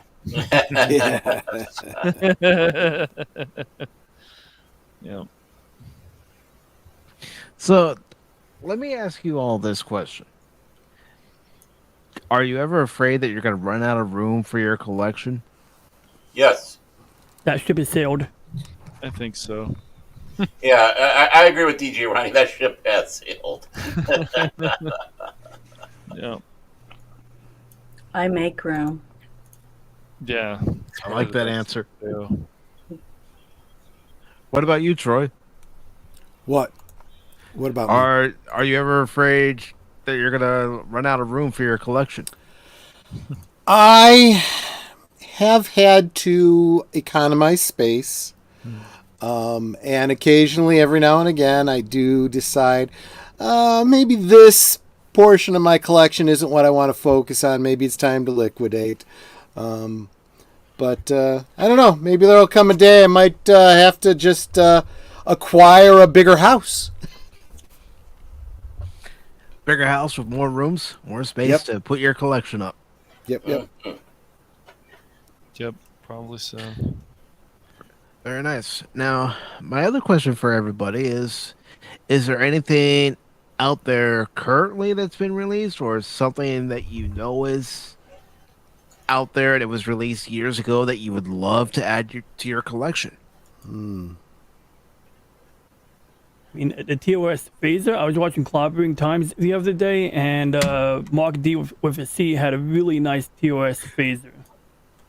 Really, Baron? This is what you want? No, this is Lord Crit's. If we take a look, that's his Godzilla collection. You say you didn't have any pictures. I had a picture of Crit's Godzilla collection. Wow. That's not even a picture of Crit. Right. That's funny. And hello to old man. Hello. So, in answer to your question there, Mike, there is something that I had wanted to get. Okay, wait. I'm going to tell you two stories. I'm going to tell you one, the thing that I had always wanted and never got for me, and two, the one thing that I never got that was probably out of reach for me. So the first one was back in the 90s or so. Yeah, it had to be after 92. Kenner started, I think they were bought up by Hasbro, but Kenner started putting out the Power of the Force action figures. And one of the displays for those action figures was this big vacuform Millennium Falcon that hung from the ceiling at Toys R Us. They called it the Millennium Falcon Extraordinaire. And Netter asked me, she said, is there anything, that you just think you could never get, that I might be able to find for you? And I told her about this thing, and she was able to go on eBay and find it in Cleveland, Ohio. Someone was selling it for $600. And and I borrowed a buddy's Jeep, and we drove out there and picked it up. And so, a lot of people saw this big Millennium Falcon sitting on top of a Jeep, going down the Ohio Turnpike. So that's the big one. Although she also managed to get for our anniversary one year the Hasbro HasLab Jabba sail barge for me on the secondary market. I didn't get it when it was first offered, and there's a video on my channel, in fact, all about that little story. But I think the one thing that I really wanted to get that I think is now unattainable, I'd say about a decade and a half ago, there was an online store called like GeneRoddenberry.com or something like that. Oh yeah. And they had a metallic reproductions of the chain of office for Chancellor Gorkon from Star Trek VI. It was over $1,000, and I just couldn't justify it at the time. And as Netter and I started talking about, making that happen for the purpose of, going to conventions and the whole Klingon community thing,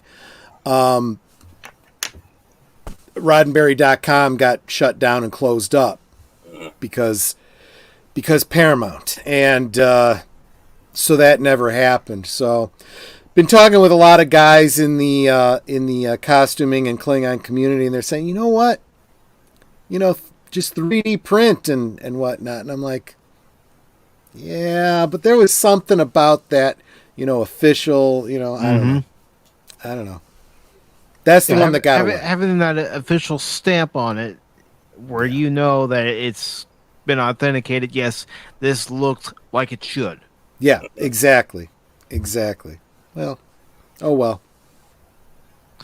Now, Janet, you did share something in the DMs, so I'm going to go ahead and show it on screen here.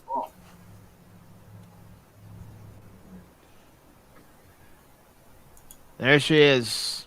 Galaxy Class Enterprise. Wow. Yeah, you don't have to play that. It's a video, but it has because it has a Star Trek song. But I made that. Wow. That's made from the rhinestone picture. It's a rhinestone picture, and I had to make the frame for it because it's really, really big. That's amazing. That is real nice. The next picture that I sent is the Mandalorian one that I made, and it's the rhinestones because I only make one. Oh, that's some of my collection that it's in another room. So. Oh yeah. Oh, it's from the game. It's from a game I had years ago, and I saved the some of the pieces and stuff from it. Something tells me It this must be guy a comes from Saturday Night France. Live thing because it's it's the Conehead, yeah. Coneheads and Land Shark and The samurai. the Samurai. Mm-hmm. And of course, Anagram. my name is Matt Foley. Yep. Right. And I'm a motivational speaker, and I live in a van Down by the river. Yeah, that's him. It's good. Yeah, I've got so much stuff, but I just have it, tucked here and there. And that shows you a little bit of behind in my corner of one of my office, some of my goodies that I've got too. But if you zoom in, can you zoom in on that or not? I can do it. I can do it. Can he do it? If it'll let me. Started to. It started to, and then it says no. Sorry. That's right. Up there, I have autographed lithographs. I have autographed Star Trek, Hugh Borg and Scotty, and a few of them. And then I have my Mandalorian picture that I made. That's not I didn't have that's not a very good one, I guess. I thought you could zoom in on it. I was hoping to, cool. but it. Let me see if I can find a close-up one. The joys of Twitter. Yeah, I make lots of these, and so if I made one, I just make something and put it up and put my collection under it on a shelf or, something like that. I think that's what I would do, but yeah, here's a better one, and you can zoom in on it to give the detail of it. It's the size of a movie poster, 30 by 40, I think, inches. All right. It has 127,000 rhinestones. Wow. I'm gonna try opening it in a new tab. This way I can actually zoom in on it. It's Well, I sent you another one, a different picture. I sent you a new one that's probably better, so you can zoom All right. in. Let me Sorry. go ahead and get that one. No apologies are necessary. We never apologize to Mike. We never.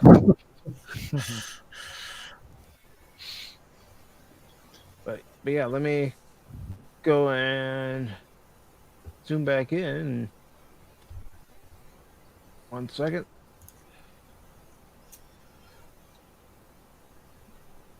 That was longer than a second, by the way. That's okay. You guys see what I have to deal with? I'm just keeping the feet to the fire. Well, while we're waiting, if Phil's here, this is for Phil.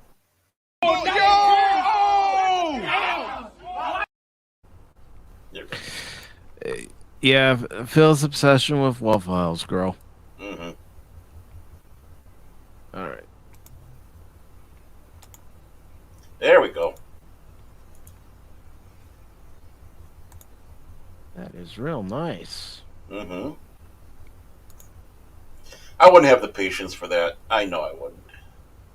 Well, that was going to be my question. How long does something like this usually take? Well, I don't really time myself because I do spaces, Twitter spaces or other things where I, in Discord to talk out loud, things like that while I'm doing it because I don't have to look at my screen.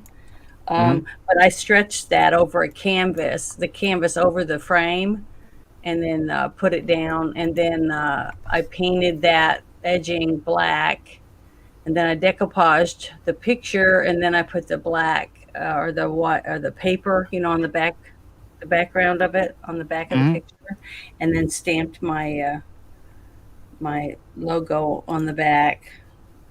But I have another art walk on the 6th of next month, so we'll see. I might sell it, but I've got a couple of things I'm going to be making for a person that specifically asked for something from Doctor Who and then the picture of their dog that passed away last year that I'm going to make for them.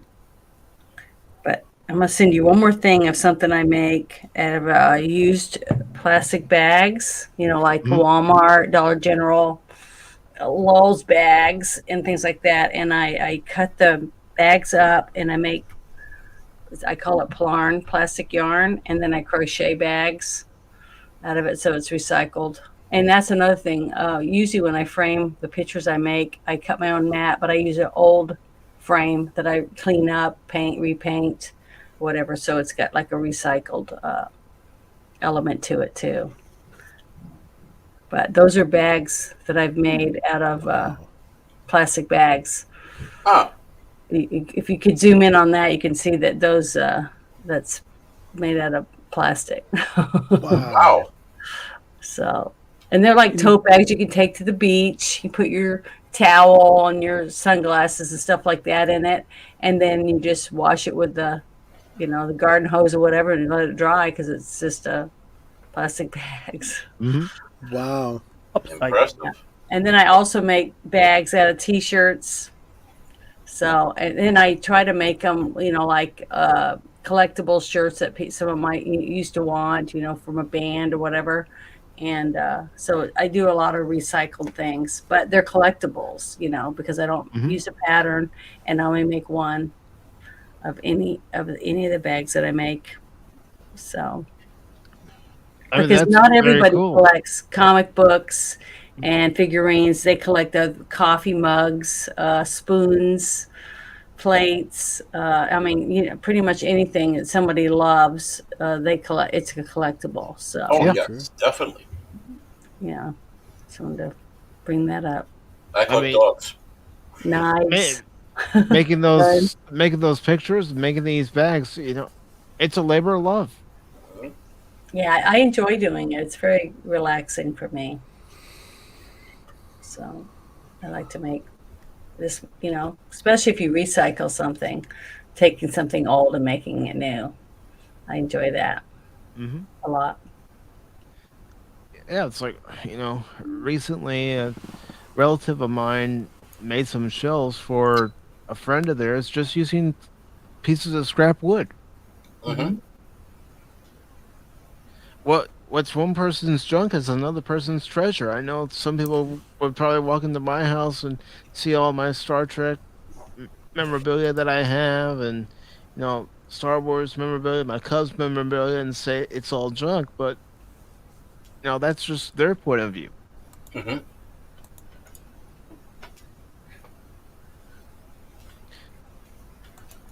So, I don't know, Cash, do you have any questions you want to ask? I think you covered a lot of them, man. Yeah. Right. I really do. Yeah. I think people have an impressive collection. I think some people have better collections than me, but comic books and some of this other stuff, when I was younger, I didn't really feel like collecting, but now that I've gotten older, I started finding comic books. Even a digital collection of gaming on Steam is a collection. Even though it's digital, it's still a collection. Yep. Have any of you heard of Quid? I think I've talked to a few of you about that before. I signed up in like 2016, and it's a digital cards, collector cards like baseball cards, but they're digital. And I've been collecting since 2016, so I'm like a grandmaster, and I have a lot of most of my stuff's first editions. Yeah, I remember you talking about that now. Yeah, so, now they only sell for real cash.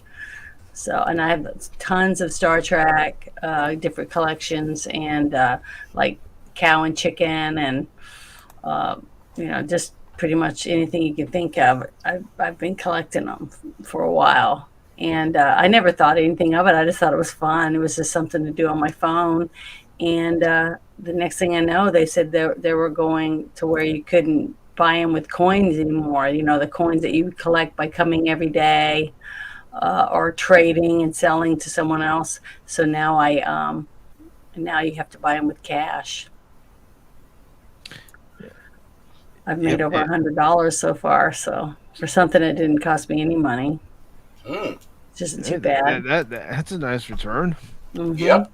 And it's fun, because it's stuff, when they bring something out, well, for the years that I was first collecting it. And it's on Discord too. That's why I've got Discord in the first place, was for trading and stuff before it was even worth cash. It was just coins that we'd get from the app. But it's a lot of fun. I enjoy it. And again, that's another thing. As long as you're having fun, that's all that matters. It doesn't matter what anyone else thinks. Yeah. It's your time, your money, your effort. If it's something you like, as long as you're not breaking any laws, or or relatively not breaking any laws. That's right, relatively. like smuggling Klingon blood wine into Illinois. Well, I mean, I guess technically it wasn't illegal because you're perfectly allowed to, buy something out of state and then bring it back with you, but they couldn't ship it to me. But I like to think of it as smuggling. Oh yeah, it has more romance to it, more mystique to it. Maybe it was because it was called blood wine. Pardon me? Maybe they didn't want to ship it because it was called blood wine. No. They couldn't ship any alcohol to Illinois. Oh, okay. All right. Yeah, it's Illinois. Hey, I moved from New Orleans to a dry county, and I have to drive 45 miles just to buy wine. Oh, so I'm having horrible withdrawals from not being able to drive down the street and just get a daiquiri and take it home. Things like that. Exactly what you mean. It really sucks. Yeah, I mean, that's the thing. Even in my area, they have limits as to when you can buy alcohol, and especially on Sundays, you can't buy it until a certain time. Yep. Well, we here in Minnesota, you weren't able to even buy on Sunday. They just recently, within the last 2 years, changed that law to where you can actually buy. The liquor stores will stay open, but you could get like the 3-2 beers in the 7-Elevens. Well, we don't have 7-Elevens, but the equivalent of 7-Eleven. And of course, you can only do that like afternoon. When the clock strikes 12, you can imbibe. So very cool. So I think this is a good point to wrap up tonight's stream. But before we do that, I would like to give everyone an opportunity to promote what they have coming up next on their channel, starting with you, Janet. Let's see. I think I might have something on Friday with Tokyo Trekker, but I'm not 100% yet. I don't. He got a new job and things have been moving around. But on Monday nights, I do movie reviews. It's called A Guy and a Girl in a Movie with Bruce Lombardi of Dick's Division. And Tuesday night, I'm on the United Resistance with Supreme Heretic, and we talk about politics and whatever else is going on in our wonderful world. And then the rest of the time, I'm either just making my little shorts about, pickup lines or whatever goofy thing I could think of, or just having a good time. And then I'm also reading my book, Revelation. And I haven't done that in a couple weeks because I went on a trip to Arizona, and then I had computer problems. So I'm finally starting to get back in line, and hopefully in the next few days I'll read some more of my book. And I'm working on trying to go live. I'm trying to learn how to bring up guests on my show. And if I can ever do that and it work, then maybe I'll try something else, something fun. Well, if you ever need any help with any of the live streams, you can always send me a DM, and I'd be more than happy. I'm using Streamlabs desktop, and most people don't have that, and they're not able to really explain anything to me. So I've been watching tons of videos on how to do it. So hopefully I'll figure something out. We'll see. But thank you. You're welcome. And Troy, what do you have coming up next, brother? Well, Friday night, as always, 9 Central, 10 Eastern. Last Call on my channel. Don't have a specific topic planned for this Friday or a guest, but whatever it is, it's gonna be cool. Maybe I'll open up this brandy bottle here, but I personally think I get funnier as the night goes, the more I drink. But maybe that's just the alcohol giving me the illusion of being good. Very nice, brother. Very nice. And I do want to say hello to John Rendell, who says hello to everybody. Hey, John. Hello, John. Or Wrench. And DJ Ronnie G, what do you have coming up?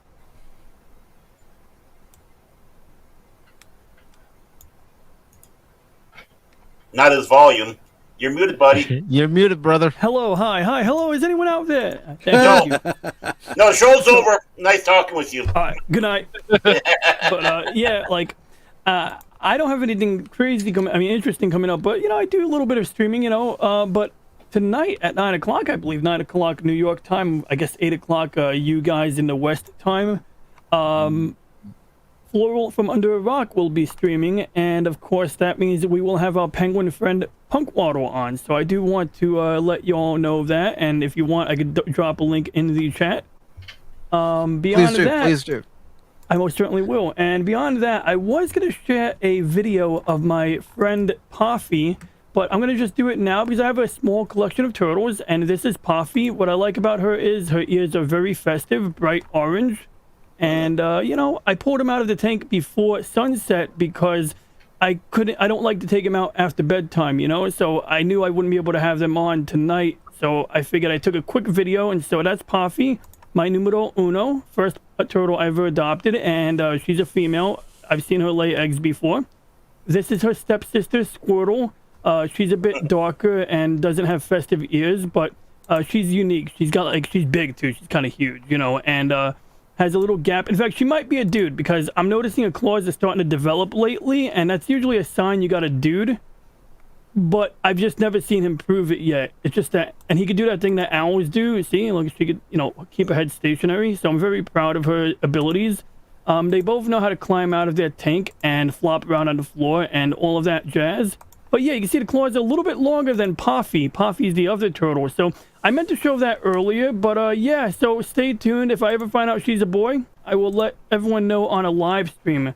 But beyond that, what do I have going on? Well, probably tomorrow night. I've been trying to make a habit of doing like a Thursday night show or stream of some kind. And I've been whittling through my VHS archives, getting some interesting content. And I need to create another alt tech channel because I don't know if BitChute's going to be here for the long haul. Plus, BitChute was always a little sketchy. So I'll probably do something on Odyssey, but I have some content that is just too spicy for YouTube. And so usually what I'll do is I'll do a live stream when I'm doing the editing and video encoding, and then I'll put a link in the chat telling people where to go. Speaking of video encoding, that is something I've been doing lately, and that's something I will be doing more of either tonight or tomorrow. And basically, I've been, every time I buy a Blu-ray movie, I have a small Blu-ray collection and things I love, And so, for instance, I got Galaxy Express 99939, and I'm getting the whole set of this because this is like my first anime ever. I also have Sequest DSV, which they recently released that on Blu-ray, and they did a really good job mastering it. And then you got Turn A Gundam. I got that on Blu-ray. I got all 3 Evangelion movies, and just tonight I'm definitely gonna watch this myself. Is the Knights of Sidonia movie. And so every time I buy a Blu-ray movie, I make it my business to digitize it, rip it, not so that I can share it. I don't share it on any of the bootleg sites, but so that I have the freedom to watch it on any TV or any device that I own. And so lately I've been doing these live streams where I run people through the process of video encoding, how to take something that's like a really big file, convert it to be a smaller file. And that type of information can come in handy if you use StreamYard, for example, because as you did earlier, you shared pictures, Mike. And sometimes you have to share a video, and a lot of times, if the video isn't MP4, StreamYard won't let you play it, roll it into a stream. And so that's the type of stuff, once in a while I do these tech videos where I just show people something I'm already doing and, give people an opportunity to ask questions or maybe, just watch along to learn from it. The other day, I stumbled into somebody on the Xbox Reddit page, and basically they had a question. I was able to give them a link to like a live stream that was, 2 days old, and they were able to find the answer to their question just by skipping through it. And with that is basically what I got planned, and I had a fun time today. Thanks, Mike. Well, thank you for accepting the invitation and taking the time out of your day to come and join us. It was a delight. All right, Cash. What do you have coming up on Phantom Hooligans? Well, either today or tomorrow, Mike and I are going to be playing Streets of Rage 4 on the channel. So he's never played co-op together, so we got that. And then I'm going to try again on stream, even though it crashed 4 times, to play Saints Row 2. Ugh. It's such a mess. But I'm going to try it one more time. If it fails, I'm going to still finish that stream, and then I probably won't play that game on stream again. It stinks. That's right. It does. It's got problems. It's like you get it to work, and then it crashes again. You get it to work, it crashes again. So it's an old game, but still, it's. I wish somebody would fix this, but it's never going to happen. So it is what it is, as people would say, and I hate that saying, really, but that's the way it goes. So yeah, that's what's coming up right now. Very nice. Very nice. And last but certainly not least, Baron, what do you got coming up, man? Well, besides Pop Talk, of course, you catch me over with 24/7 Fusion Media, Sundays at 5 o'clock for the Primetime Kings with, of course, 27 Fusion Media, Vigilante Williamson, and New Bomb Turk, and myself. So Very nice, very nice. And real quick, I just have to grab the link real quick. Give me a second. I just gotta find it. All right, here it is. I got it. You got it. Share it. He's sharing. Sharing is caring. Yep. And then I'll share it on screen as well. Sharing Before we go, I don't know if anybody on the panel has heard, but right now, one of our own needs our help. Yep. And I would appreciate it if everybody took the time to donate whatever they could to help 24/7. There's been a lot of wet weather in Houston, a lot of rain, and he works construction, and unfortunately with the rain, it means that he can't work. Mm-hmm.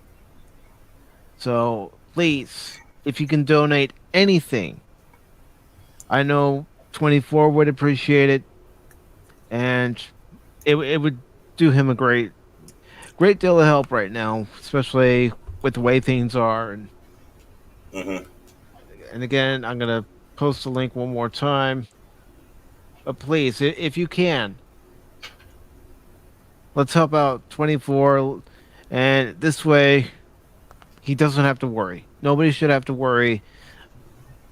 And even if it's just $5, I mean, it doesn't. You don't have to go out there and throw a lot of money, because if everyone contributes just a little bit, it adds up. So, no judging there of how much you can afford. It's just if you have $5, you have $10. Great. Every little bit helps. So, yes, it does. And I am saying this because he's a great guy, not because he's been a guest on Pop Talk, but he's a great guy, and I enjoy his content, and he just needs our help, folks. Yep. Now, and of course, contribute, or we're going to start putting images of him from his show with Laura McKinnick music over it, for those commercials out there. So, That's Sarah McLachlan? Oh no. No, Sarah McLachlan? Yeah. Okay, Laura. I thought it was Laura McKinnon. It could be all sorts of people. Well, the tears of a so if you don't want us to do that, contribute. Okay. Yeah, please, whatever you can. He's a great guy, and yes, I'm going to keep saying it. Whatever you can. Don't think that. Oh, wait a minute, I have to match someone else's donation. No, you don't. Contribute whatever you can. Mm-hmm. Yeah. And with that, I do want to say coming up on the channel, of course, will be the Sunday edition of PACIFIC414 Pop Talk at 1 p.m. Eastern. Sundays will be the last open panel stream of the month. So everybody is more than welcome to hop on and, talk about different topics. Yes, I am currently looking for articles to discuss for that Sunday edition. But as you all know, we do tend to go off topic on Pop Talk.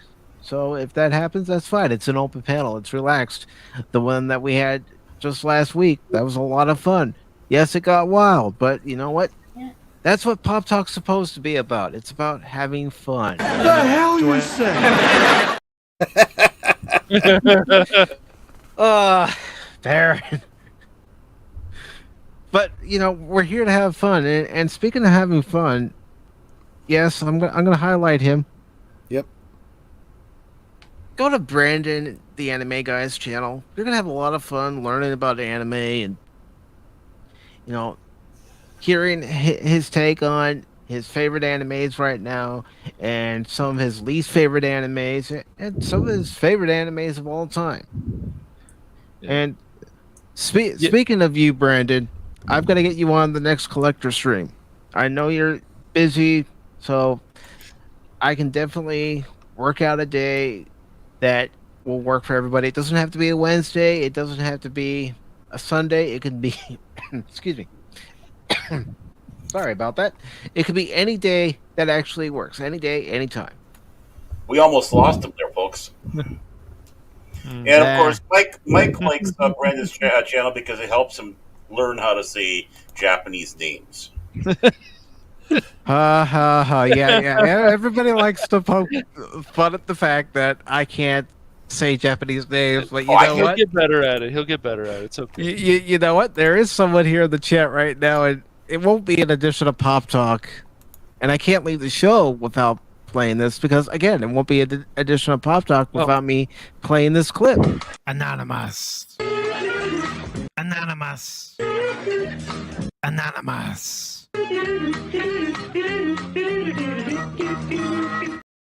Hey, Brandon, since you're here, I've started Fist of the North Star just the other day, and I have to say I'm pretty impressed by that show. I played some of the older games when I was younger, but I never watched the anime, and I'm just like, wow, this is pretty cool even for 80s, and it's got that cheesiness to it, but it's still, the storylines are pretty crazy.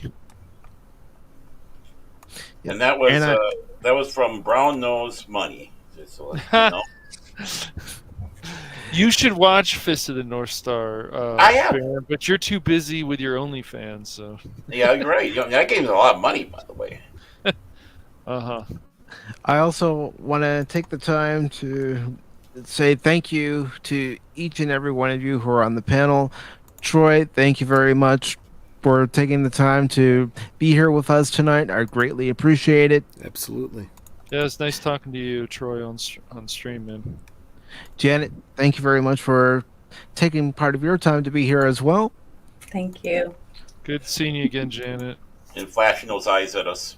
DJ Ron G, thank you very much for taking time to be here with us as well. And I also want to take the time to thank Ryan from Legion Talk for being here, and also Pops for being here. But they're not the only ones that I want to thank. And this is just something I do on Pop Talk, because I'm grateful for all the support everybody gives this channel. I want to thank Old Man for being here. I want to thank Crit from Everest Productions for being here. And of course, the long-suffering Mrs. Tag, thank you for being here. I also want to thank Pudgy the Hedgehog for being here. Thank you, Pudgy. Pudgy. I also want to thank the Padawannabe.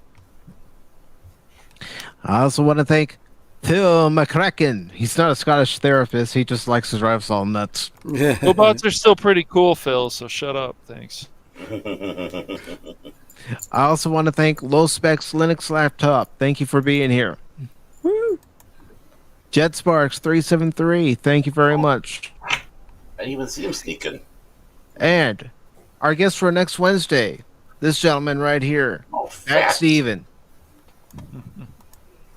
I missed him too. Yeah. Yeah, me too. I also want to thank Kyle. I'm gonna mess I think it it's up. Cullen. I think it's Cullen. Kullin. Cullen. Isn't it? Should be. Yeah. That's what I say it is, and I'm sticking to it. All right. And I want to thank Auditor Dread. I also want to thank Real Wade Gaming Clips. Thank you, Wade. Resolute Germ. Yeah. And I also want to thank Anonymous. Anonymous. And I also want to thank Brandon, the anime guy.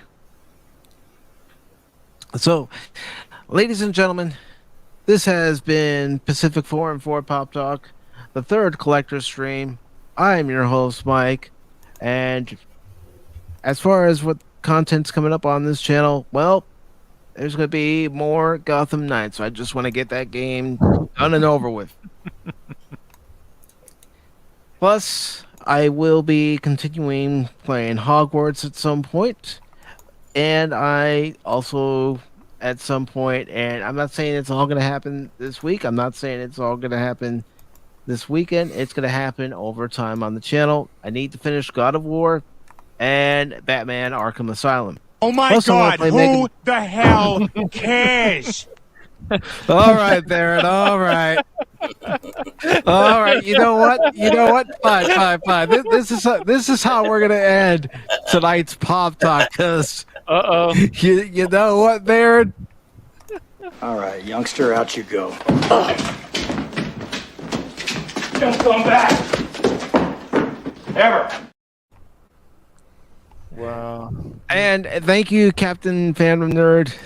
Really appreciate it. Good to see you. Let me just make sure I'm not missing anybody else, and then we are out of here. And hey, who said you could come back? Me. But thank you, everybody. And for those of you who were here for the first time, welcome to PACIFIC414 Pop Talk. Yeah, welcome. Thank you. Yes. Bye. Bye.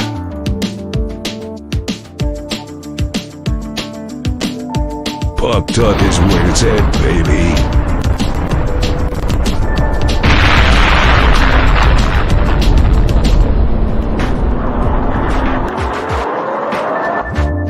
Cash Money can put his change in my piggy bank any day.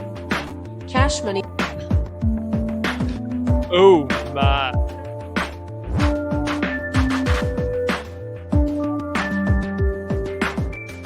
Master Paul can fluff my pillows.